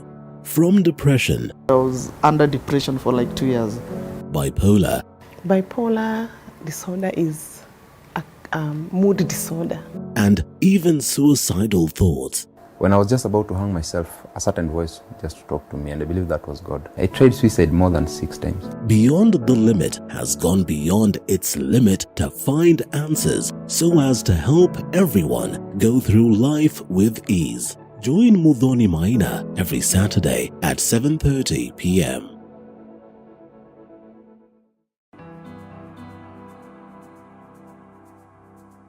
Starting this September at 8:30 p.m. on Tuesday, The Realtor brings it all to perspective.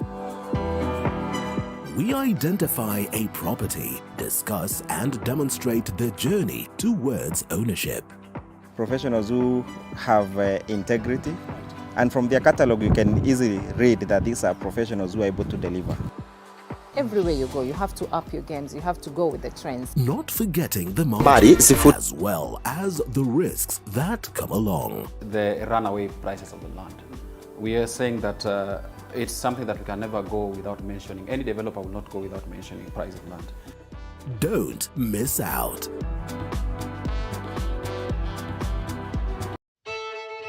Strong in Do you want the latest news on farming? We've got the WikiLeaks for you. Get it? No? Well, okay. Every week, we give you insights on different farms, from crop farming to animal keeping. They're very hardy insects, yeah? The larvae is a very hardy insect.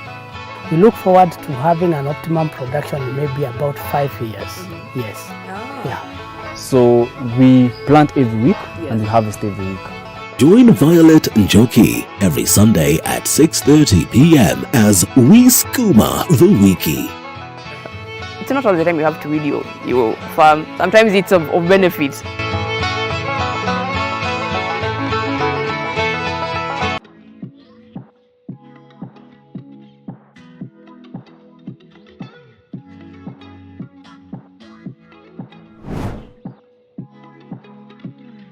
Starting this September at 8:30 p.m. Hi and welcome to The Grind. My name is Violet Njoki. We continue to provide a platform that aims to inform and educate on business-related matter. We are here to ask all the relevant questions on your behalf. When it comes to a catering business, do you need licenses? Yeah, a lot of it. And inform you what is happening in the business arena. Be sure to stay tuned.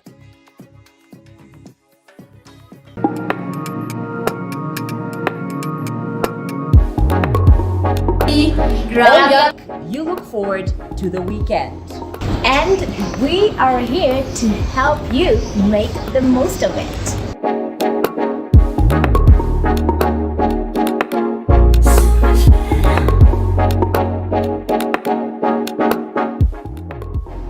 Catch me, Karen Karini, on Fridays.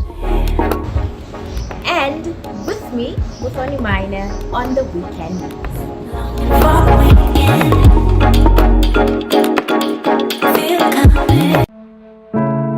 This common and disability is not only limited to physical disorder but also mental issue. From depression, I was under depression for like 2 years. bipolar, Bipolar disorder is a mood disorder. and even suicidal thoughts.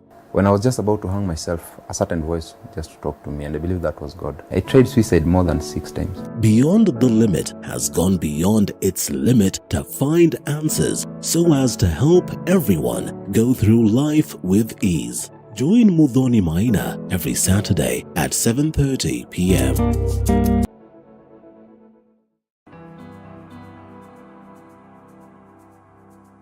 Starting this September at 8:30 p.m. on Tuesday, The Realtor brings it all to perspective. We identify a property, discuss and demonstrate the journey towards ownership. Professionals who have integrity, and from their catalog you can easily read that these are professionals who are able to deliver. Everywhere you go, you have to up your games. You have to go with the trends. Not forgetting the margins as well as the risks that come Middle along. income farm. The runaway prices of the land. We are saying that it's something that we can never go without mentioning. Any developer will not go without mentioning the price of land. Don't miss out.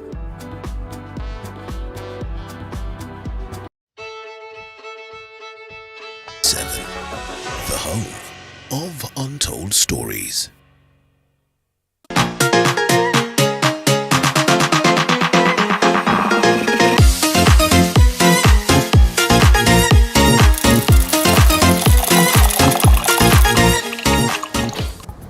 All right, welcome back, gentlemen. And we have Mheshimiwa Dhuku as well as Wakili Bashir and also Wakili Biketi and governance expert Peter Mushendu right here. Gentlemen, we want to get into the business of the day, that is the Jubilee government, but not before we allow these gentlemen that are, are in the legal fraternity to as well mourn the loss of one of their own. That is International Criminal Court ICC witness lawyer, that is Paul Gishu, who was found dead in his house in Nairobi. Not much details as to what really could have informed this. But then what does it mean to the ICC case? Briefly, Mheshimiwa, before we come to you, and that should be in about a minute or less. First of all, we must say pole to the family of our colleague. We must also say pole to a number of our colleagues who are close to him. I must say that I had no acquaintance of any nature to our colleague, but he still remains a colleague. We say pole. The matter that was before him was a heavy matter of international concern, as we all know. The matter was pending a decision. Right. Then I'm sure my colleague, I'm not a very heavy practitioner of the criminal law, but I know the courts will still pronounce themselves post-humans. So, though it's a sad situation, because the truth will come out, but it will come out when he's not with us. It's a very, very sad story. And you know, Kenyans, we are very suspicious of many things.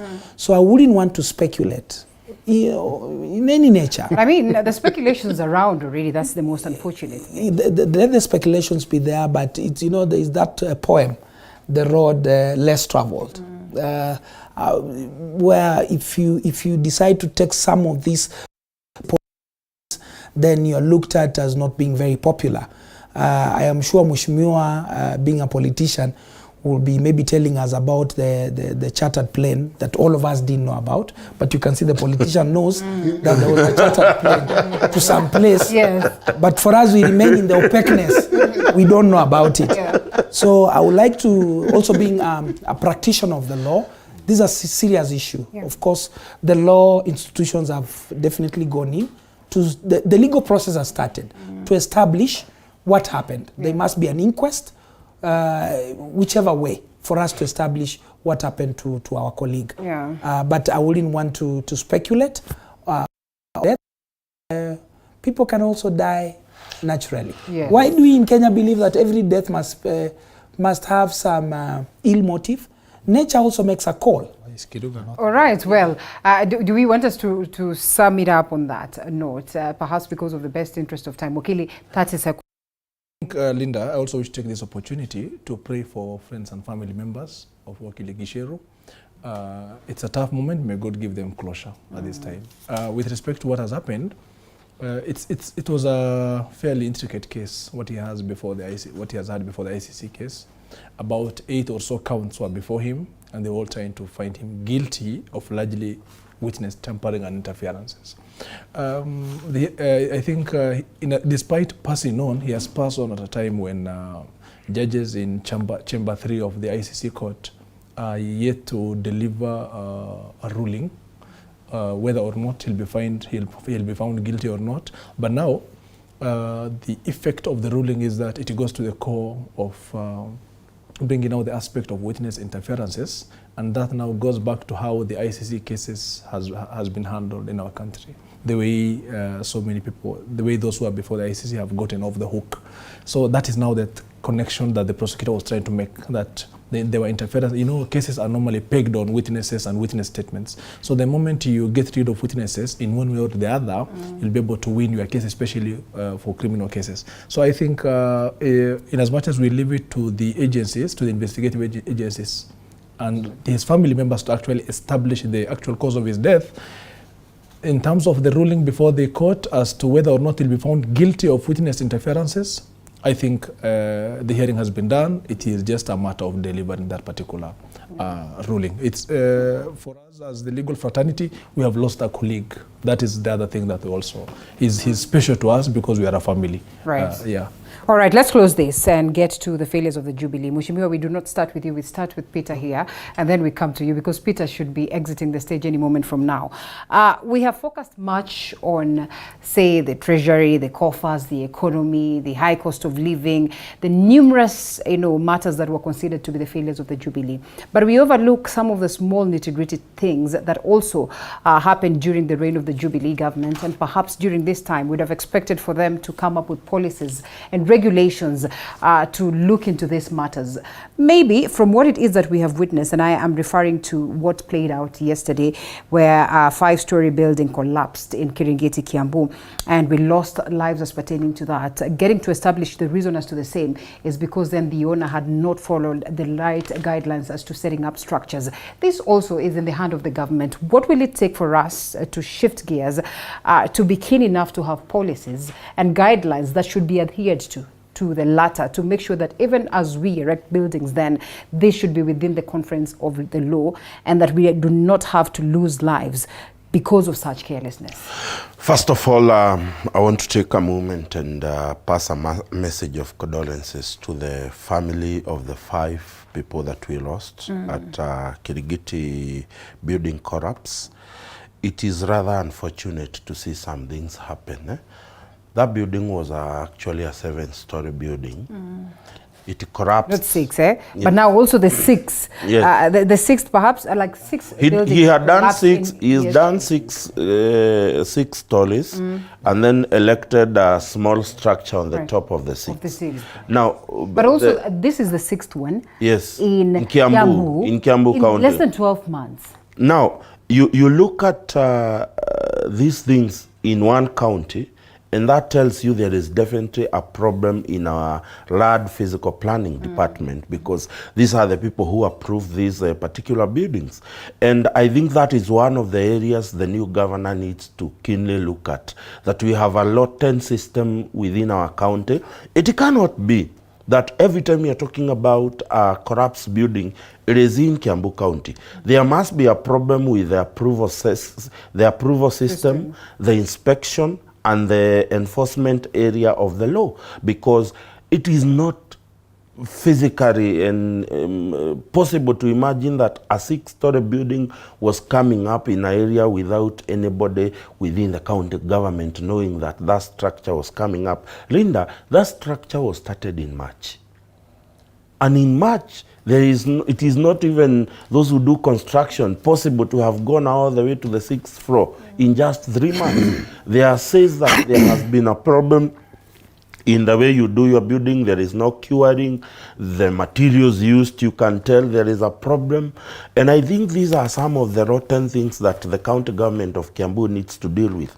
In fact, this calls for an overhaul in the entire Department of Land and Physical Planning, because you are putting people's lives at stake. Linda, the people who perished were not even in that building. They were actually as victims of that building. It collapsed and it fell on another building. Yes. And we lost 5 lives. I was in hand to witness the rescuing of a young girl who is 4 years after 6 hours ordeal, and we thank God that that young infant has survived. But it's also important to note that I appreciate the fact that the governor of Kiambu was on site at 6 a.m. and he was on that site helping out for the next 8 hours.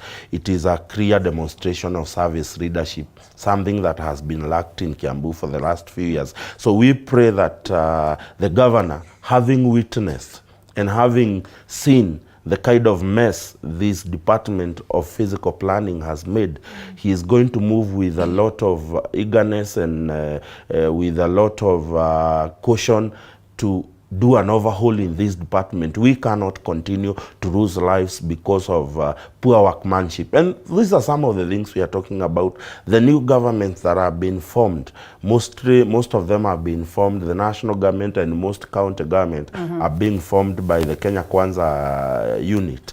We want them to move, because let me tell you, Linda, it is that building does not have any approval, neither from the county government, neither from the National Construction Authority, but somehow it was not being built in the air. It was being built somewhere government officers could pass. That tells you there has to be a godfather either in the national government through the National Construction Authority or the county government that was minting money from the private contractor so that they can look the other way and put the lives of people in danger. So therefore, these are some of the things that this government must do. Today, we must overhaul how we approve building and construction in this country.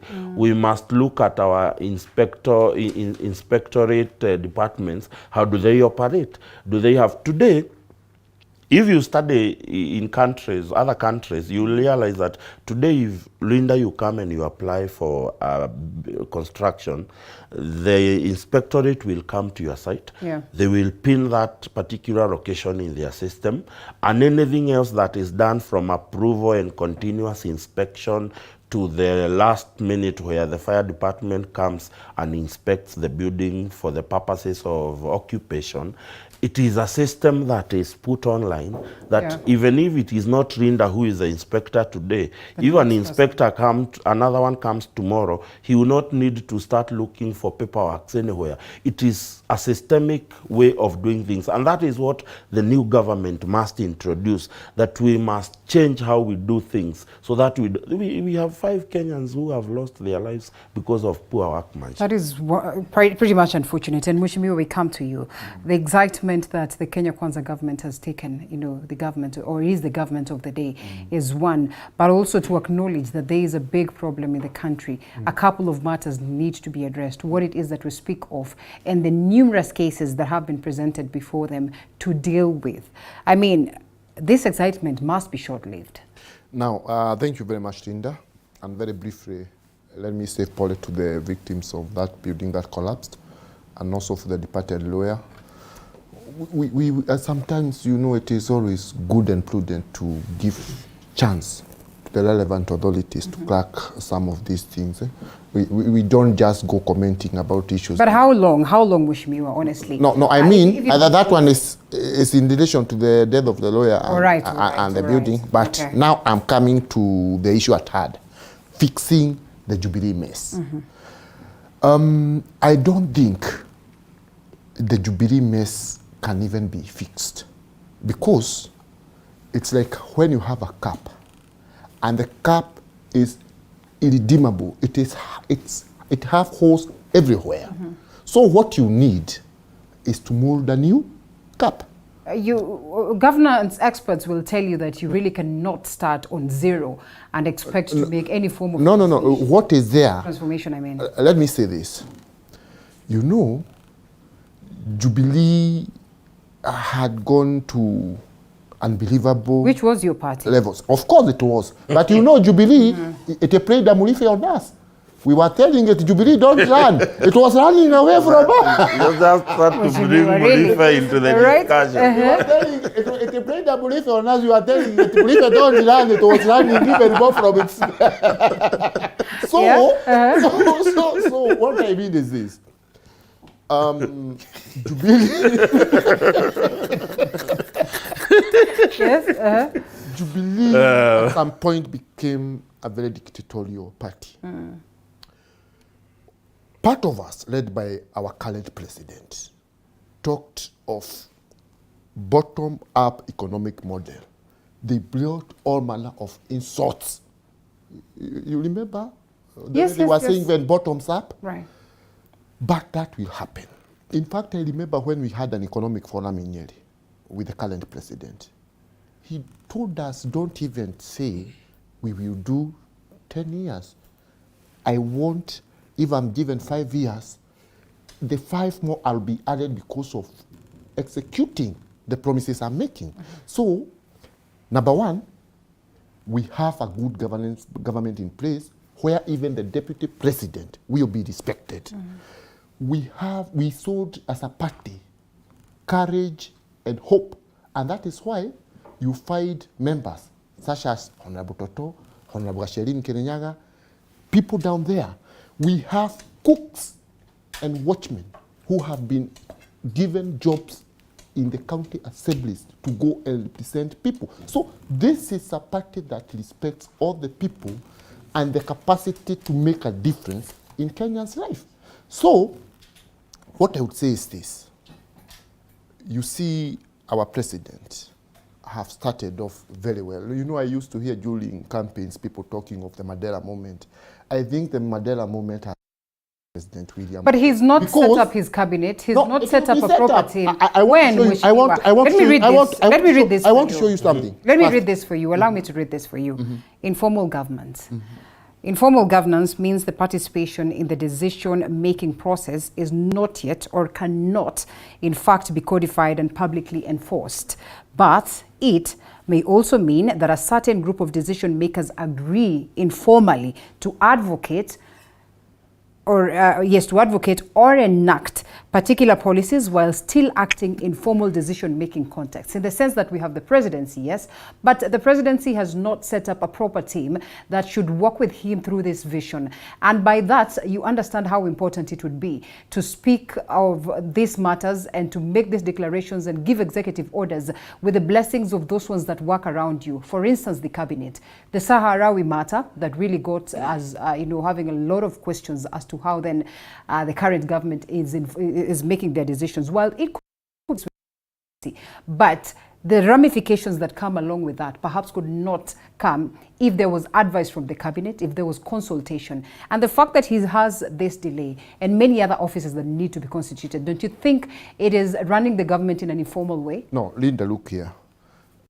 The government, of course, the president is in the process of bringing together a cabinet.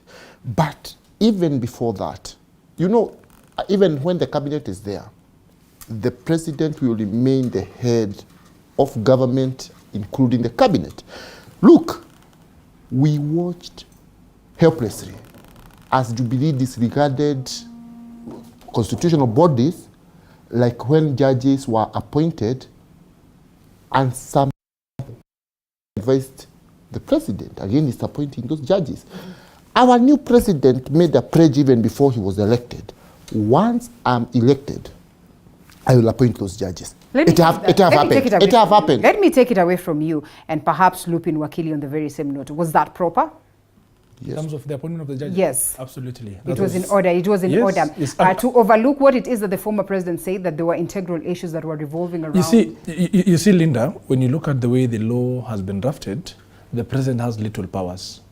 If any Kenyan wants to challenge the place of a judicial officer on integrity issues, there's an elaborate procedure. Exactly. And now that goes to the core of independence of those particular offices.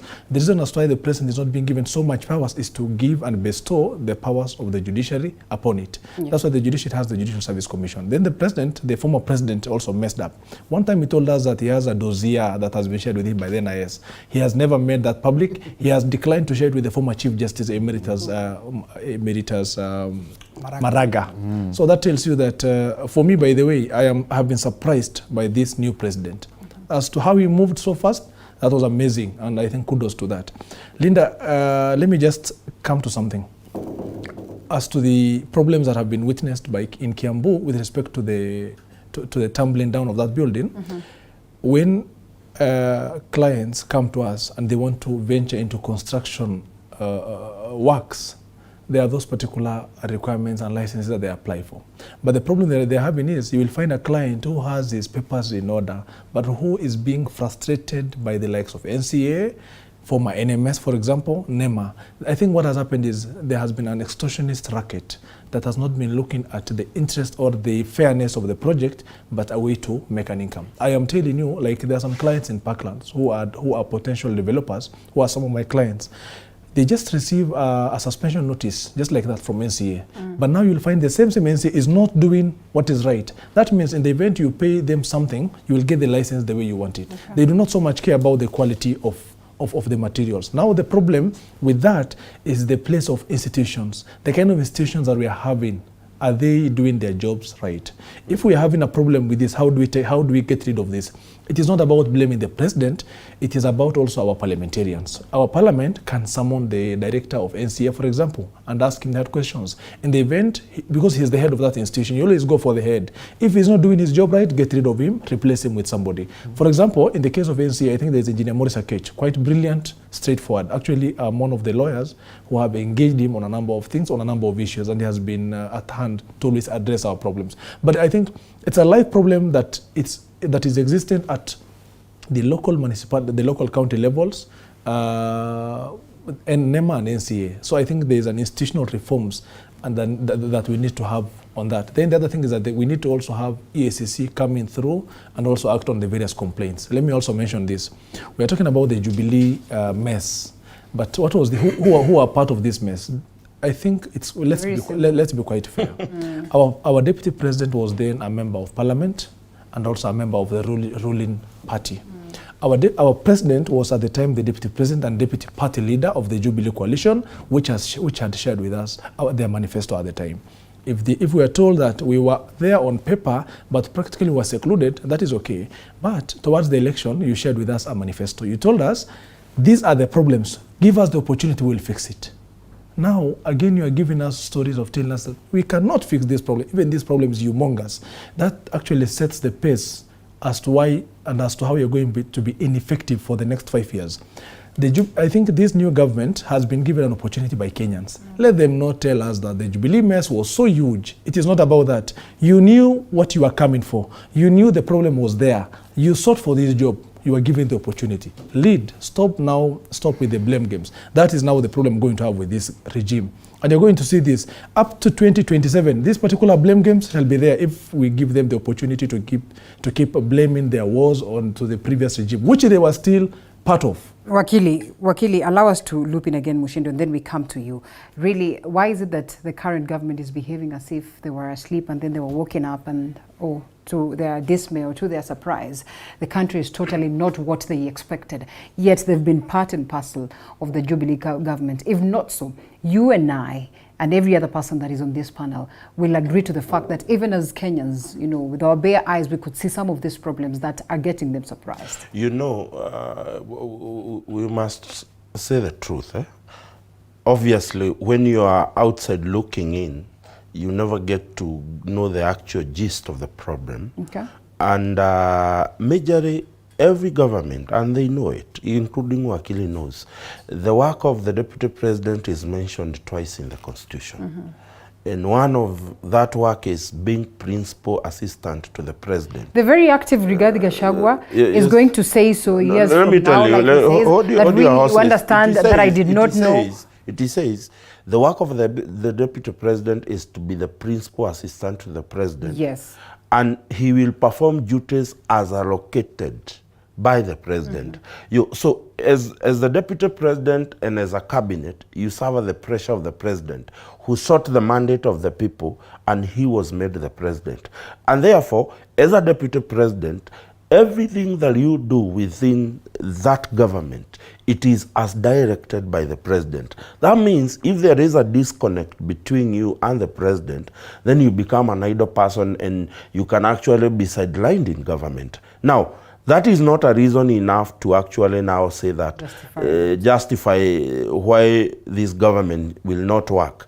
What William Ruto is saying and what Rigathi Gachagua have heard them say, it is, yes, we knew there was a problem, but we did not know it was to this magnitude. But we did not know it is to this magnitude.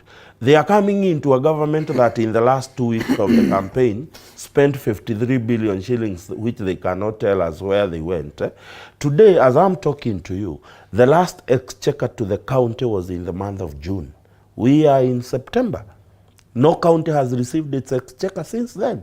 Therefore, what we are saying is, do you blame the 2 months that the exchequer did not go to the new government or to the previous government that was in charge?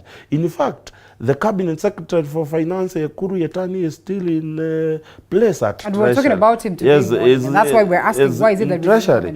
And I think somebody needs to tell him how to apply wisdom. You cannot dare the first National Assembly under Kenya Kwanza that you're not going to fund CDF, and yet the case in court was for the CDF 2013. The NGCDF case is starting this month. So the NGCDF case is still on off. Of course, lawyers will say that they will apply the principles of that ruling of CDF to NGCDF, considering the 3 responsibilities given to an elected member in the Constitution. But what I am trying to say is that mess today, We are owing counties billions of shillings that needed to be transferred to them. So that tells you there are functions that are stopping in other counties. In Kiambu counties, workers in the health department have already given the first notice that they want to strike because there is no money. Bottom line is this: we cannot have the same song in Jubilee that we gave power to Uhuru Kenyatta and William Ruto. Somewhere in between there was a disconnect and the president decided that he's not going to work with the deputy president. Let me tell you, and I will say this, and because the day William Ruto decided that Rigathi Gachagua is going to be my deputy, you must have scrutinized the behavior pattern of that individual, the character of that person, and your relationship with that person. It is upon you as a president to cultivate that relationship between you and your deputy so that it does not prey as a distraction into the development of the nation. So the honors are actually on the Honorable William Ruto to ensure that his relationship with the deputy does not become a burden in the delivery of service to this country. And we cannot, in 5 years, and I agree with Wakili, in 5 years we will not accept again to have a blame game on who messed.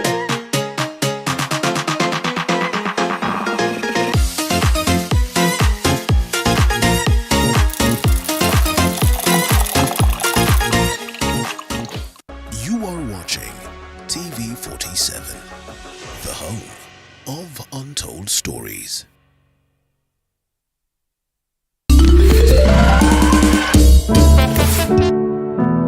Disability is not only limited to physical disorder but also mental issue. From depression, I was under depression for like 2 years. Bipolar. Bipolar disorder is a mood disorder. And even suicidal thoughts.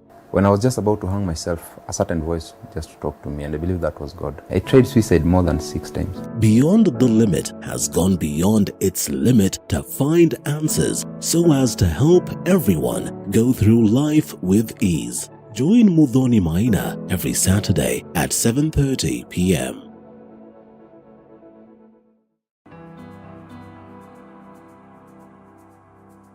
Starting this September at 8:30 p.m. on Tuesday, The Realtor brings it all to perspective. We identify a property, discuss and demonstrate the journey towards ownership.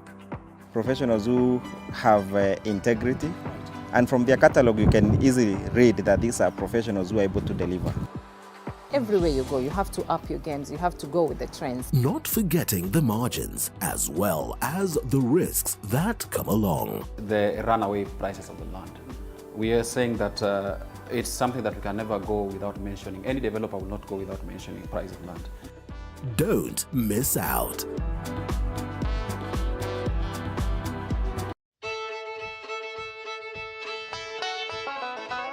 Do you want the latest news on farming? We've got the WikiLeaks for you. Get it? No? Well, okay. Every week, we give you insights on different farms from crop farming to animal keeping. They're very hardy insects, yeah? The larvae is a very hardy insect. We look forward to having an optimum production in maybe about 5 years. Yes. Yeah. So we plant every week and we harvest every week. Join Violet Njoki every Sunday at 6:30 p.m. as we skooma the wiki. It's not all the time you have to read your farm. Sometimes it's of benefit.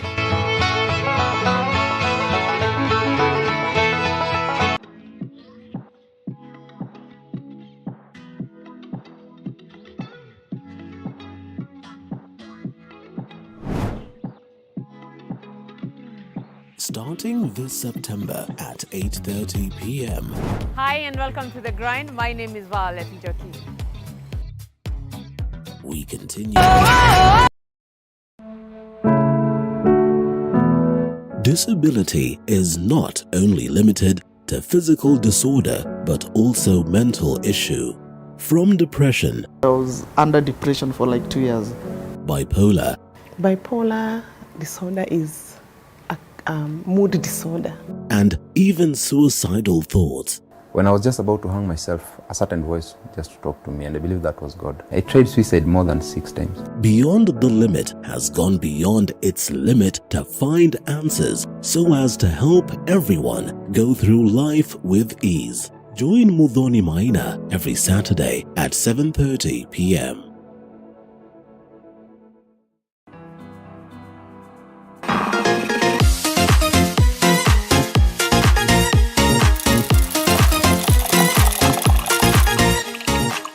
Welcome back to the broadcast, and Peter Moshendu has left already, and we now get to the other 3 gentlemen. But of course, remember, we're looking at the state of the nation and technically what declarations we've heard from the current government, like a week or 2 into power. They argue that there's a lot of trouble that was left to us as a people of Kenya by the Jubilee government. The biggest question then lies as to whether they'd be able to fix these problems that they speak of, in totality, if not in totality, at least attempt to fix theirs. They say is a government that they want to get to levels where they will match up to what it is that Kibaki did. But then again, is it really, really possible with the difficult times that we face? The economy is on its knees, if not its deathbed. Definitely, we're also looking at the high cost of living, of course, that in line to the economy, the cases of drought that have been reported, cases of insecurity, cases of starvation. Some of these matters really need to be addressed with urgency. And true to it, we have seen the current government marching in speed to address the same. But just how successful will they be amidst all this pointing of fingers? Well, the gentlemen in studio still with me, Honorable Dhuku, as well as two Wakilis, Bashir and Nick Biketi, as we try to unpack this. Wakili, we come to you that it is a surprise for the current government that, what they inherit is totally, off in terms of the expectation of the Kenyans, the expectation of the constitution, worse of, the position in terms of development, in terms of the economy. And they say they seek to fix this mess. Of course, definitely, they were campaigning on grounds of saying that, in 1 day, in 100 days, we'll be able to fix this. We have seen them fixing 2-3 things that, got many by surprise. But just how possible will they be able to fix these ones that are of great and intense concern to the people of Kenya if they will continue looking back to point fingers at the previous government? I'm not a scientist, but there is one thing I know about science, that decisions are made out of facts.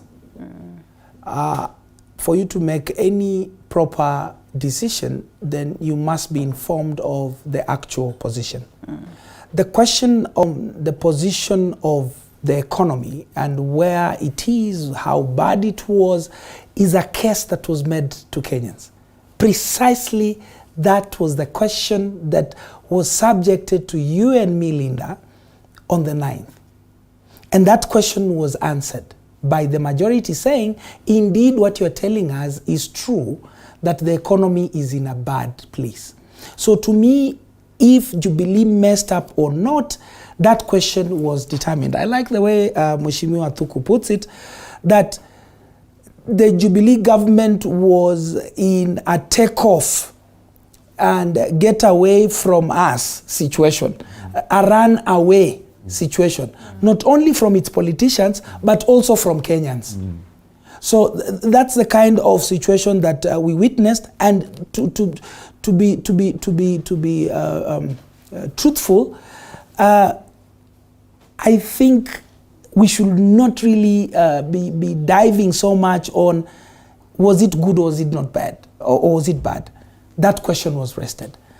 The question you ask today is extremely speculative, but at the same time, what I see the president is welcoming questions in this government. One of the things that you must laud the president, you now must also say the DP, because we're used to calling him the DP. Right. Now, the president goes in and says, one of the things that might look very small is saying, please, if you are in the opposition, stick in the opposition.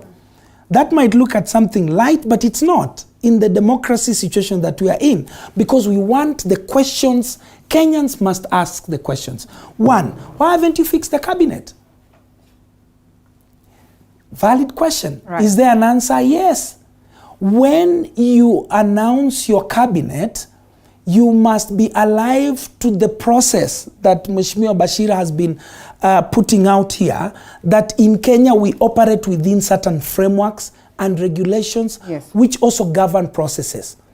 If I'm not wrong, Mheshimiwa Thuki will tell us, I think Parliament is sitting today for the first time. Yeah, but the key opening is on Thursday. In Thursday? Yes, by the President. We must be alive to that fact that cabinet secretaries must be vetted.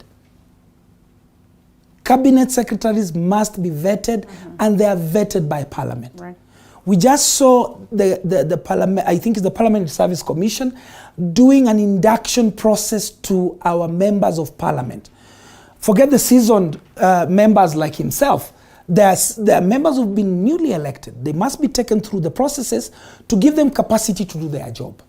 So then when these cabinet secretaries are announced, the process is run through. The most critical process out of that is the vetting. So without Parliament, then that exercise can easily be, it will just be, you put out the names there, then they'll be waiting for Parliament. So I think he has time, which is not being provided largely by himself, but by the legal clock. By the legal clock.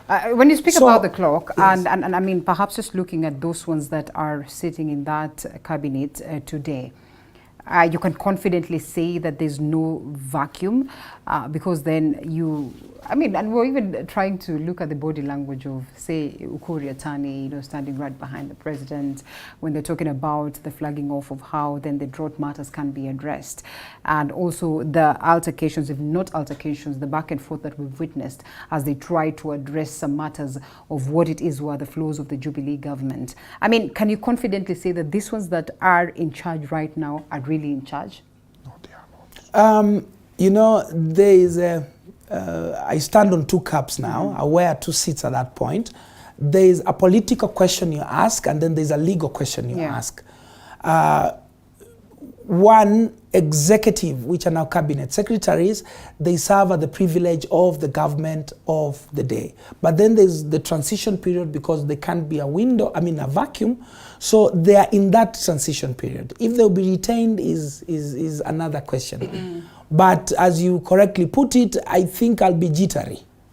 I'll be anxious. If I'm in that situation, a government that I know really went down to put you down as an aspiring president. So I think it's just a question of anxiety. Some of them will be surprised. They could make a comeback. You know, like we are hearing some names in this current cabinet. So that is just a question of the politics. If the politics of where they come from also makes sense to the current government, their capacity on how they have served makes sense to the current government, then they'll be reappointed. But to me, that might not be my major concern. Yeah. So then the question of will they deliver or not? We've not done 100 days. Yes. But are things happening? Is there a political goodwill that we can start to see? I will say that yes, there is a demonstration that there is that goodwill. We've seen a few things that were within their capacity. There is a word you used.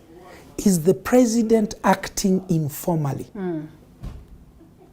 I almost was cringing my feet when I asked when you made that statement. I know this is an official office, and I mean, I read the definition of the same. Yes. There is an acknowledgement that this could be conducted with a formal office. Yes. But then again, when you look at the constitution, that the president has to, assent to some matters, sign on to some matters, like you rightfully put it, even before it gets to a point of appointment, they have to go through the process of the parliament, and therefore if the parliament is not formed and some of these declarations are made, then you start thinking that actually that is not within the right of the law, and this is more of an informal process that is being put to the fore by a formal office. That's perhaps why I asked that very question. Very well. And yeah, Wakili wants to respond to that. Very well. You know, the Wakili has had the privilege of having time to express his position. I was disadvantaged because you are trying to accommodate, we'll say indulge, our colleague was leaving. But I set the question, allow me answer it. Yes. The powers of the president are set out in the Constitution. From where I sit, all the things he's done so far, one, and my colleague agrees with me, appointment of the judges, 100% within his purview of law. Right. He's taken a trip to the UN, 100% within his purview as the head of state. He's come back and saying there's a crisis, there's a security crisis, there's a food crisis. He's doing what he needs to do. Once Parliament is fixed, we have the committees in place that need to do the necessary job to do the vetting. I want to believe the president will.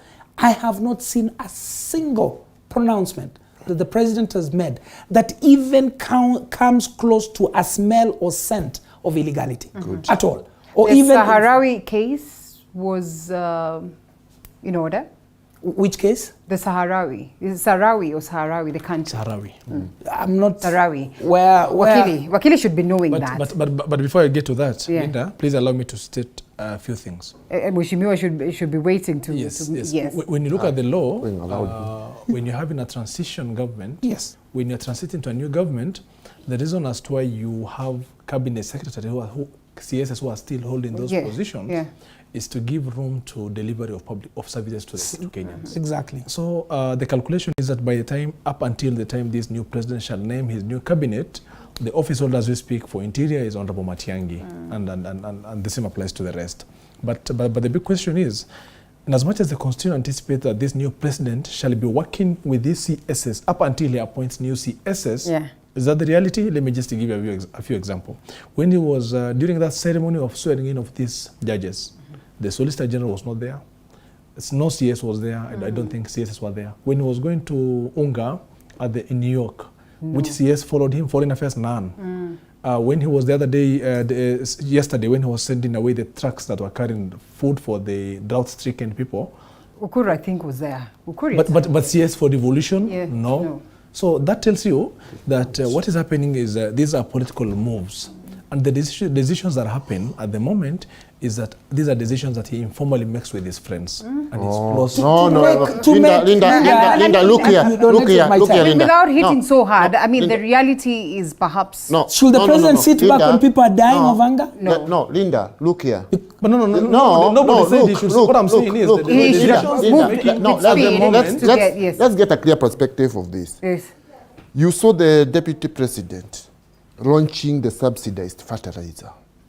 The minister who is holding fort, because automatically he's on his way out, Honorable Peter Munya, he had the guts, the audacity to come out and issue a press statement saying, pouring cold water on that and saying he couldn't attend. Let's get this clearly and call the spade by its name. Most of these ministers, most of the Jubilee government, their belief, especially in this second term of Jubilee, was nothing working for Kenyans.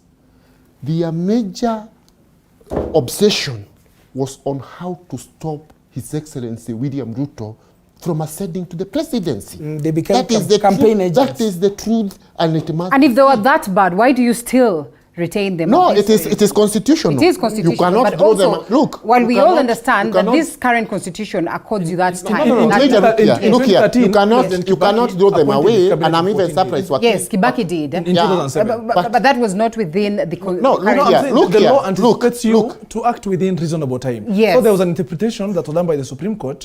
By law, reasonable time is about 14 days. Yes. But even if you appoint them, they will still be chased away. No, let me finish my point. They can't be vetted. No, look.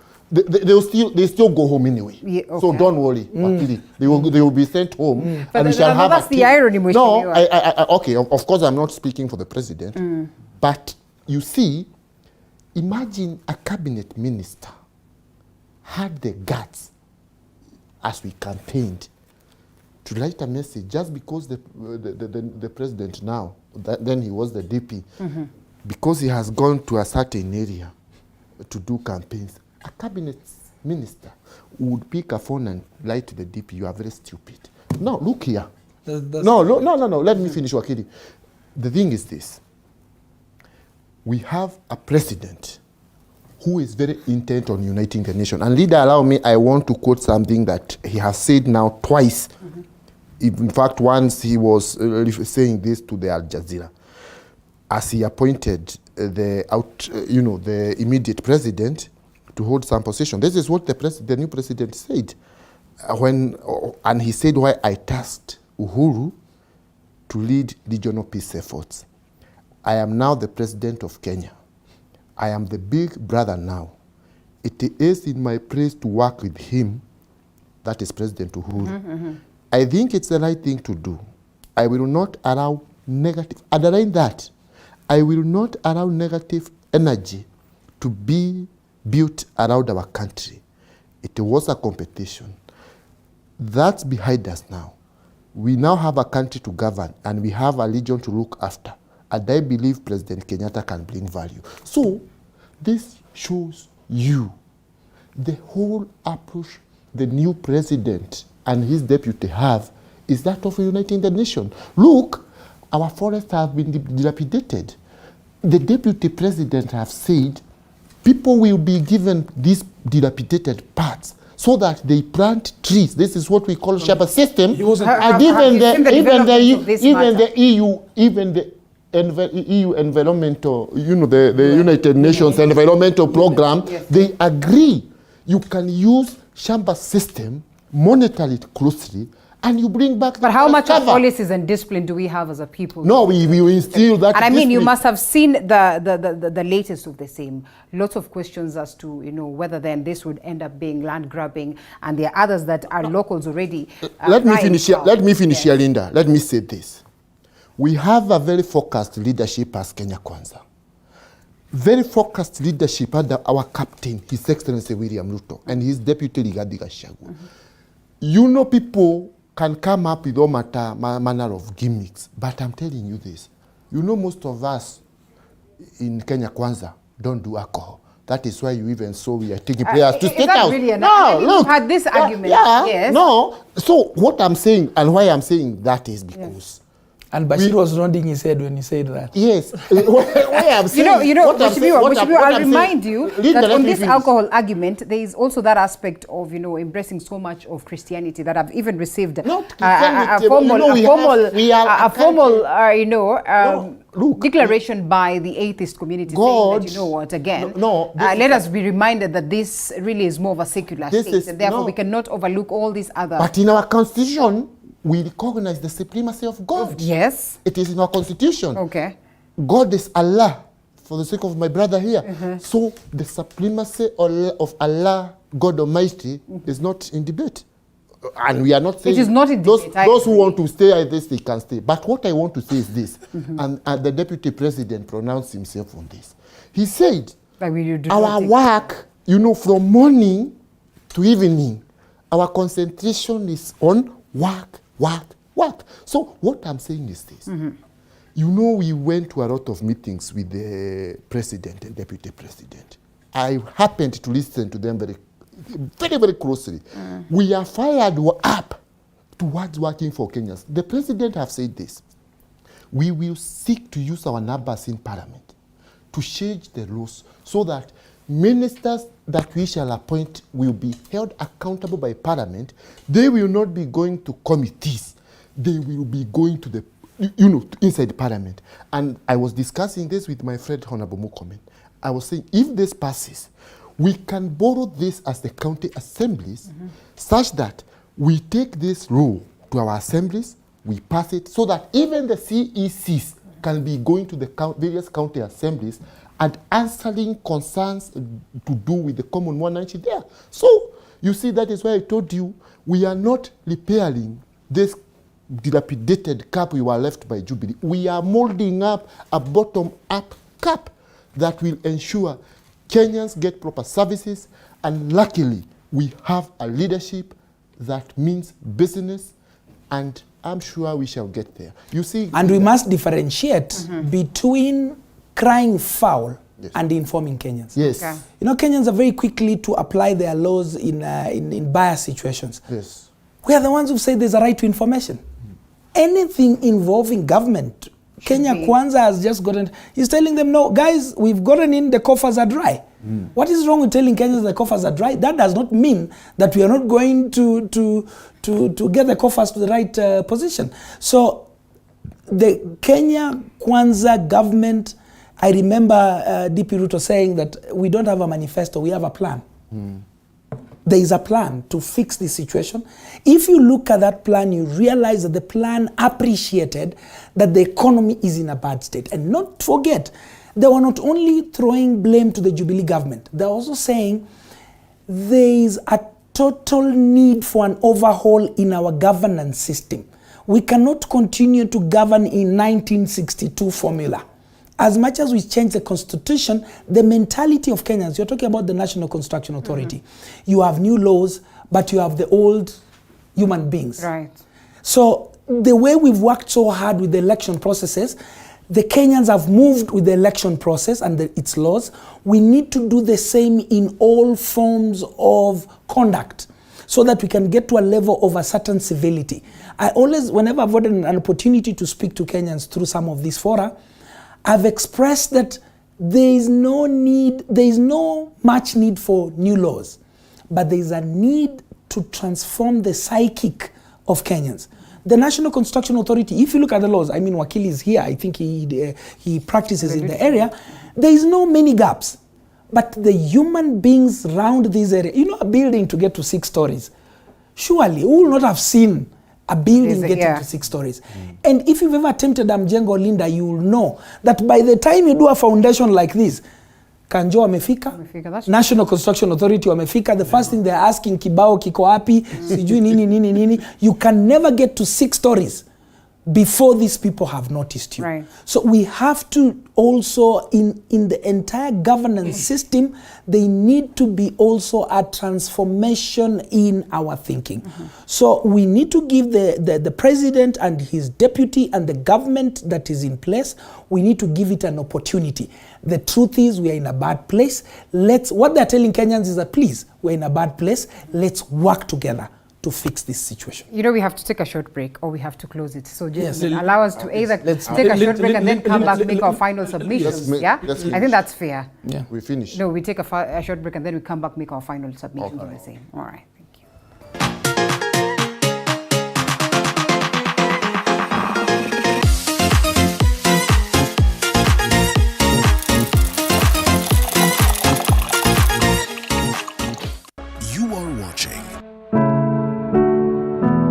Disability is not only limited to physical disorder, but also mental issue. From depression. I was under depression for like 2 years. Bipolar. Bipolar disorder is a mood disorder. And even suicidal thoughts. When I was just about to hang myself, a certain voice just talked to me, and I believe that was God. I tried suicide more than 6 times. Beyond the Limit has gone beyond its limit to find answers so as to help everyone go through life with ease. Join Muthoni Maina every Saturday at 7:30 p.m.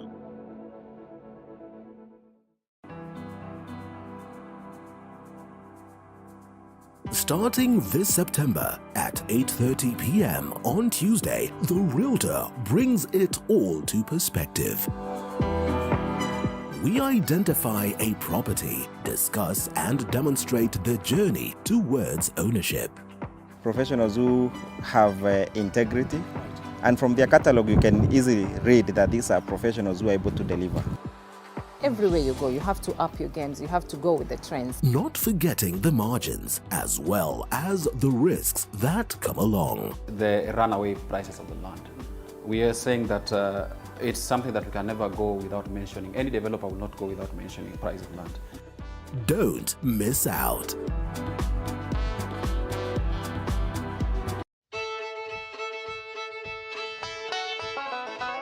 Do you want the latest news on farming? We've got the WikiLeaks for you.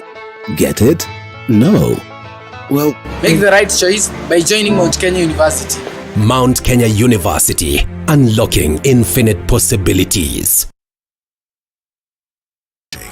TV 47, the home of untold stories.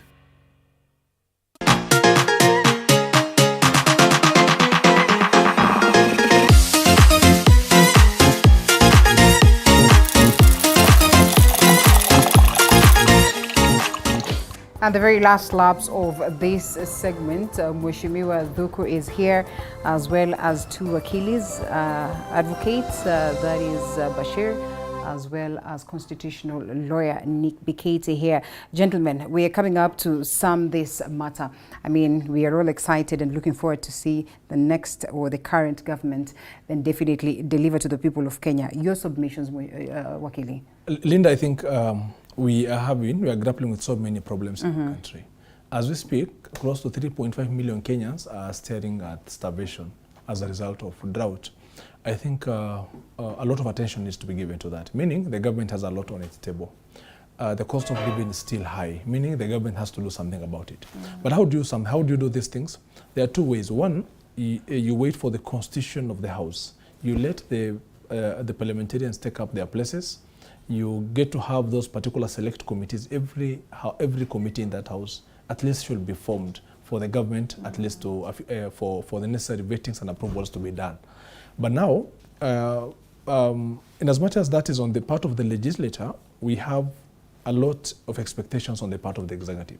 How do we meet these expectations? You meet it by naming a cabinet and submitting the names to Parliament. Yeah. Now the argument of saying that Parliament, those committees have not been constituted, you are the leader of that particular party which has considerable number of MPs. Organize yourself, organize your party, get hold of who you want to maybe the members you want to be in certain committees. Already you have had those particular house leaderships as they were shared. So let this particular parliament take up its place. Once that happens, in as much as that's happening, try and share with Kenyans the names of parliamentarians. Look at Article 152. You have the leeway of naming a cabinet between 14 to 22 members. Right. But now the constitution as drafted at least anticipates that a CS must not be a member of parliament. Meaning you can't pick your friends from either of the houses and put them in the cabinet. But now when you go through the papers and the media, there are possible names that are already flouted as possible names that shall feature in the next cabinet. By law, there is no any illegality on that. The president can do that. But look at it this way. You are submitting the country to a by-election. It will be quite costly. The cost of living is still very high. IEBC still will have to call for a budget so as to undertake those by-elections. You will need taxpayers' money. But on the other part, the people of Kenya are still suffering the brunt of starvation and high cost of living. Is it something good that we go for a by-election on the basis of you wanting to put your friends or close members in the cabinet? Are there political dealings that were brokered before the election? Okay. Do you want to meet up certain political promises that you have made to your friends? Must you put them in the cabinet if you want to tell us that they will help you with service delivery? Linda, one of the things I can tell you is in the Ministry of Lands, LSK has always had a problem with the ministry. Just to give an example, we have the Ministry of Lands, Ministry of Energy. These are people, or these are ministries that we expect, give this docket to somebody who understands how to run this particular ministry. In the case of Ministry of Lands, we expect someone who knows the problems that we are having with hard copies, the problems with respect to the migration of registers from analog to digital, all these things. So that's why I'm telling you, we expect a cabinet that shall have people who are so much conversant with the various dockets that shall be handed to them. When you look at the aspect of you rewarding your friends or awarding them, whether it is because of politics or not, if you want to give the argument of saying that, look, this person will help me with service delivery, these members just to give an example, the likes of Honorable Duale and Murkomen are seasoned politicians. They have served in those houses. These are experienced persons. They can help you at the legislative level. They can help you with policy, with at least setting the impetus, good legislations that shall help the executive do its job. You can put them into good use. Right. It is not a must that you put them in the cabinet to assist you with service delivery. They can be of good use. Let me just finish. They agree that you'll be finishing. Yes, the final thing that I want to say is, in terms of once you put them in those particular houses, they will assist the executive on the aspect of lawmaking, right? And also on the aspect of oversight, because we are told that they will be planning to amend the standing order so that they can summon CSS and pose the necessary questions to them. Is that not a way of at least putting them into good use? Finally, with the aspect of when it comes to naming CSS, right. I think the president should at least flout the possible names. Let Parliament organize itself. Let us have the possible select committees, and also let the president, in as much as he's thinking of naming them, the new nominees to those particular dockets, because in the aspect when it comes to PSS, today is the deadline. There was an extension up to this morning that they'll be able to apply for those particular jobs because PSC has already advertised for that. So at least on the part of PSC, something is ongoing. Give us the names. Organize Parliament, let it form its own committees, at least let the country move forward that way. But this is not a government that doesn't seem to be headed somewhere. We have already seen it is trying to award political cronies. And that is already messing things up. When you want to award your friend, where are you taking it? Linda, you know, if we were in court with my colleague, I would have stood on a point of order. All right. Which will have been declined. Perhaps I would have accepted if I was the judge. I'm sure if he was in Parliament, I could see he was almost standing up, Mheshimiwa Tuku, because you can never make an argument on speculation. Exactly. It is not proper that we start to speculate and we start to tell Kenyans that this is the kind of cabinet that we're going to expect. It is actually, I also find it bordering on a line of us thinking that the president doesn't know what he wants. So Linda is a journalist. Maybe you can tell us whether those names are in the cabinet. Yeah, we don't know. Could you be we having don't an idea? know. Right. We have no idea at this point. Right. And let's stop this character of speculation. Yes. Speculation almost banned this country. Yes. We kept on telling people, wait, there's a formal system to communicate everything. Yes. So the president must be given that opportunity. It's his privilege, discretion, prerogative to name his cabinet, and as we've already argued, it's within his clock, he's within his legal constitutional framework. There is enough time. And in any case, even if he picks any of those individuals that my colleague Bashir is afraid of, no, I'm not afraid. There is a law. There is a law in this country, and there is a process. Like we've just seen Senator Wetangula they'll be vetted of Bungoma. There is a Senator of Bungoma. There is a law. Whenever in any society, because you must remember, as a constitutional democracy, any law that we've put down is on consensus. As a community, we've said that if anything happens, this is the way we will deal with it. So if a member of parliament to resign to become a cabinet minister, is there a law for it? Yes. If there is a law, it means we are anticipated that this can happen. Okay. Is it illegal? No. But I've started Is it illegitimate? I've clarified. Is it political dangers that lie with that? Perhaps is it what doesn't matter. That is a problem for the political party. That is only a problem for the political party that is subjecting its candidate who has already won an election to cabinet, because it will be going back to the people. And that tells you that this government has confidence that even if it creates space, it will still win that seat. That to me is not an issue. In closing up, we must remember, and I keep on re-emphasizing this, that there were two ideas that were subjected to Kenyans. One was presented by somebody that I find my colleague has a bias leaning towards, the Azimio plan. Okay, for argument's sake, the Azimio plan, and Kenyans 7.2, I think, 7.2 million Kenyans said, this is the plan, we agree with it. Let us give an opportunity for William Ruto to give Mama Mbogas the fund. Yes. Let us give William Ruto the opportunity to subsidize and increase our production of food, because there's food insecurity in this country. Yes. Right. I remember clearly when the deputy president was doing the debate, when the Azimio candidate decided to abscond. He said that the problem of insecurity in that certain belt is actually food security and commercializing those people. There is a plan that has been put in place. What we are asking Kenyans at this point, let us be patient. For 5 years. Fair enough. No. Linda, this is important. You need to know that you're the ones who told me that we should not... No, they should be there for the next 20 minutes as I talk. Let us give this government an opportunity. For 5 years again? Of course, 5 years. And you made it in the Constitutionally, it is 5 years. Constitutionally, it's 5 years. And patience. If we have survived the Jubilee government, trust me, this one we are going to flourish. Any Kenyan. And the good if thing, we survived the Jubilee government for 5 years, that it was that bad. It was very bad. It was extremely bad. If we survived I agree. for 5 years, Jubilee was a mess. We are going to flourish. Wrap it up for us. Thank you very much. Please now, underscore that CS is vetted by the majority in the House. They will be vetted. The majority will be determined today again by the majority. So the issue is but who is the majority and the minority? The majority will going to make the decision over the majority. Yes. So the thing is this. Yeah. Our president has already pronounced himself. And you see, unlike my friend from the other political side. Which side? The Azimio. Now, we have had the privilege of working closely with the president and his deputy. We know they are men of their word. You see, this country will change.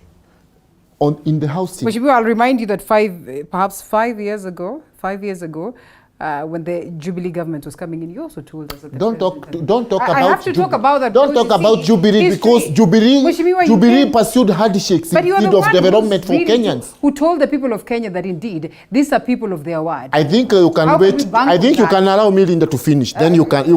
But I am allowed to counter what it is that you say that contradicts what you've said. No. You know. Proceed, Mheshimiwa. Wrap it up. The issue is this: the president has already said. On the issue of housing, we are moving to an era whereby people don't just pay rent. The money you pay for rent, you pay, but in the final analysis, once you reach a certain amount, that house becomes yours. That will revolutionize matters housing in this country. On the issue of health, we are bringing a total change, in this sector. When? Of course, we are laying down those projects. We are playing those programs. You see now these Kuzimia people, the way they are. Now, I was very surprised when the outgoing president, it is so sad to note that today, the people of Odhaya cannot go to that hospital with NHIF cards and get treatment. Yet the hospital is there. It was brought by Mwai Kibaki. They are long-serving member of parliament. It cannot help them. These are the kind of areas, or these are some of the areas we expect radical changes, as the president himself has said. Every Kenyan, whether they are rich or poor, will get access to medical services, to health services. So, what I can tell you, Linda, finally, we have people who want to lead this nation in the right direction. The president promised us there is no way he will allow junior officers to be attacking their seniors in the government, like happened to him, that people who benefited because he supported President Uhuru and they formed the government, their work became insulting the then deputy president day in, day out. Money, instead of going to productive projects in this country, to help our people, like the one who are serving, money was being given to bloggers and other cadres of propping up a dictatorial regime that was brutalizing its own people that supported it there. You see, Linda, I told some of my friends in Jubilee, when things became tough, I told them, President Uhuru Kenyatta, when his term comes to an end, he will go home with a salary. you will go home. They thought it was a joke. That has happened. So we want to avoid all these mistakes by that regime. The president has already called us as leaders elected in his party. And he has told us, congratulations, people has given you leadership. And I don't know whether you know 76% of MCGs were sent home. So he has told us, with this win comes responsibility. What we want you to do, and the best way to say thank you to your people, is working hard and supporting government programs that are meant to positively change the lives of our people. And that is the same language the deputy is talking. That is the same language the cabinet secretaries will be talking. So believe you me, Linda, and I want to say this here. You know, Akili here seems to be very pessimistic. In the Bible, when the children of Israel... Could you have me use the Quran? Yeah, even it is even in the Quran, because these religious stories interrelate. All right. When the children of Israel were almost entering Canaan, some spies were sent. 12 of them. Where Canaan, Baba was taking us to. Yeah, that Canaan Baba was taking you to, but you never arrived. Mambas, it ate you on them. Now...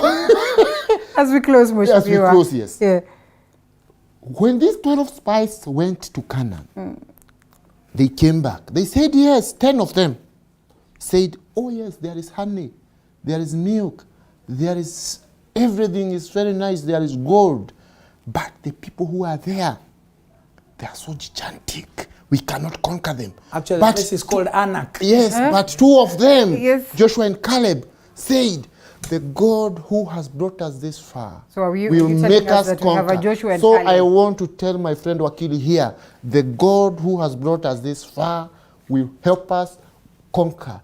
This country will progress. We have a very good president in William Ruto, and that analogy does not work. And you know, freedom is here. That's what kills actually, and you see there will be no handshake. We are really praying for the country. The president has prayed for us. You are not praying yourself. You know, you are here selling fear to us. You know what I'm saying is, when I saw the prayers at State House, for me, by the way, I'll be very much confident with a president who is religious. I really like, I really admire President Ruto, the way he's being religious, the way he believes in the words of the book, and the way he believes in the Almighty. But in as much as that happens, please let him put a lot of hard work, because the people of Kenya have a lot of expectations. Okay. This is not the time to revisit the mess created by Jubilee, which he was part of. It's better that we look at the bigger picture and see how the people's lives can be transformed. Wishimiwa, the facts are... Thank you so much. I'm happy. Thank you, Suleiman. I am happy have to close. That we are concluding at a unanimous position. Yes. Let's give this government an opportunity. Exactly. And remain hopeful. Freedom is here. Yes. Let's do our part. Yes. The last speaker, Mheshimiwa, we have to close this. Yeah, we have to close, but I want. We have closed actually. I want to tell Wakili. I want to tell Wakili. Those cannot advise the winners. Honorable Kiruga. Every Kenyan is a winner. It might need. Absolutely. You need to know that, Mheshimiwa. Thank you so much. Yeah, but you don't have to be that. Honorable Kiruga Thuku, MCA Chinga Ward. Thank you so much for speaking to us this morning, alongside Advocate Suleiman Bashir and constitutional lawyer Nick Biketi. Also, we had governance expert Peter Mushendu.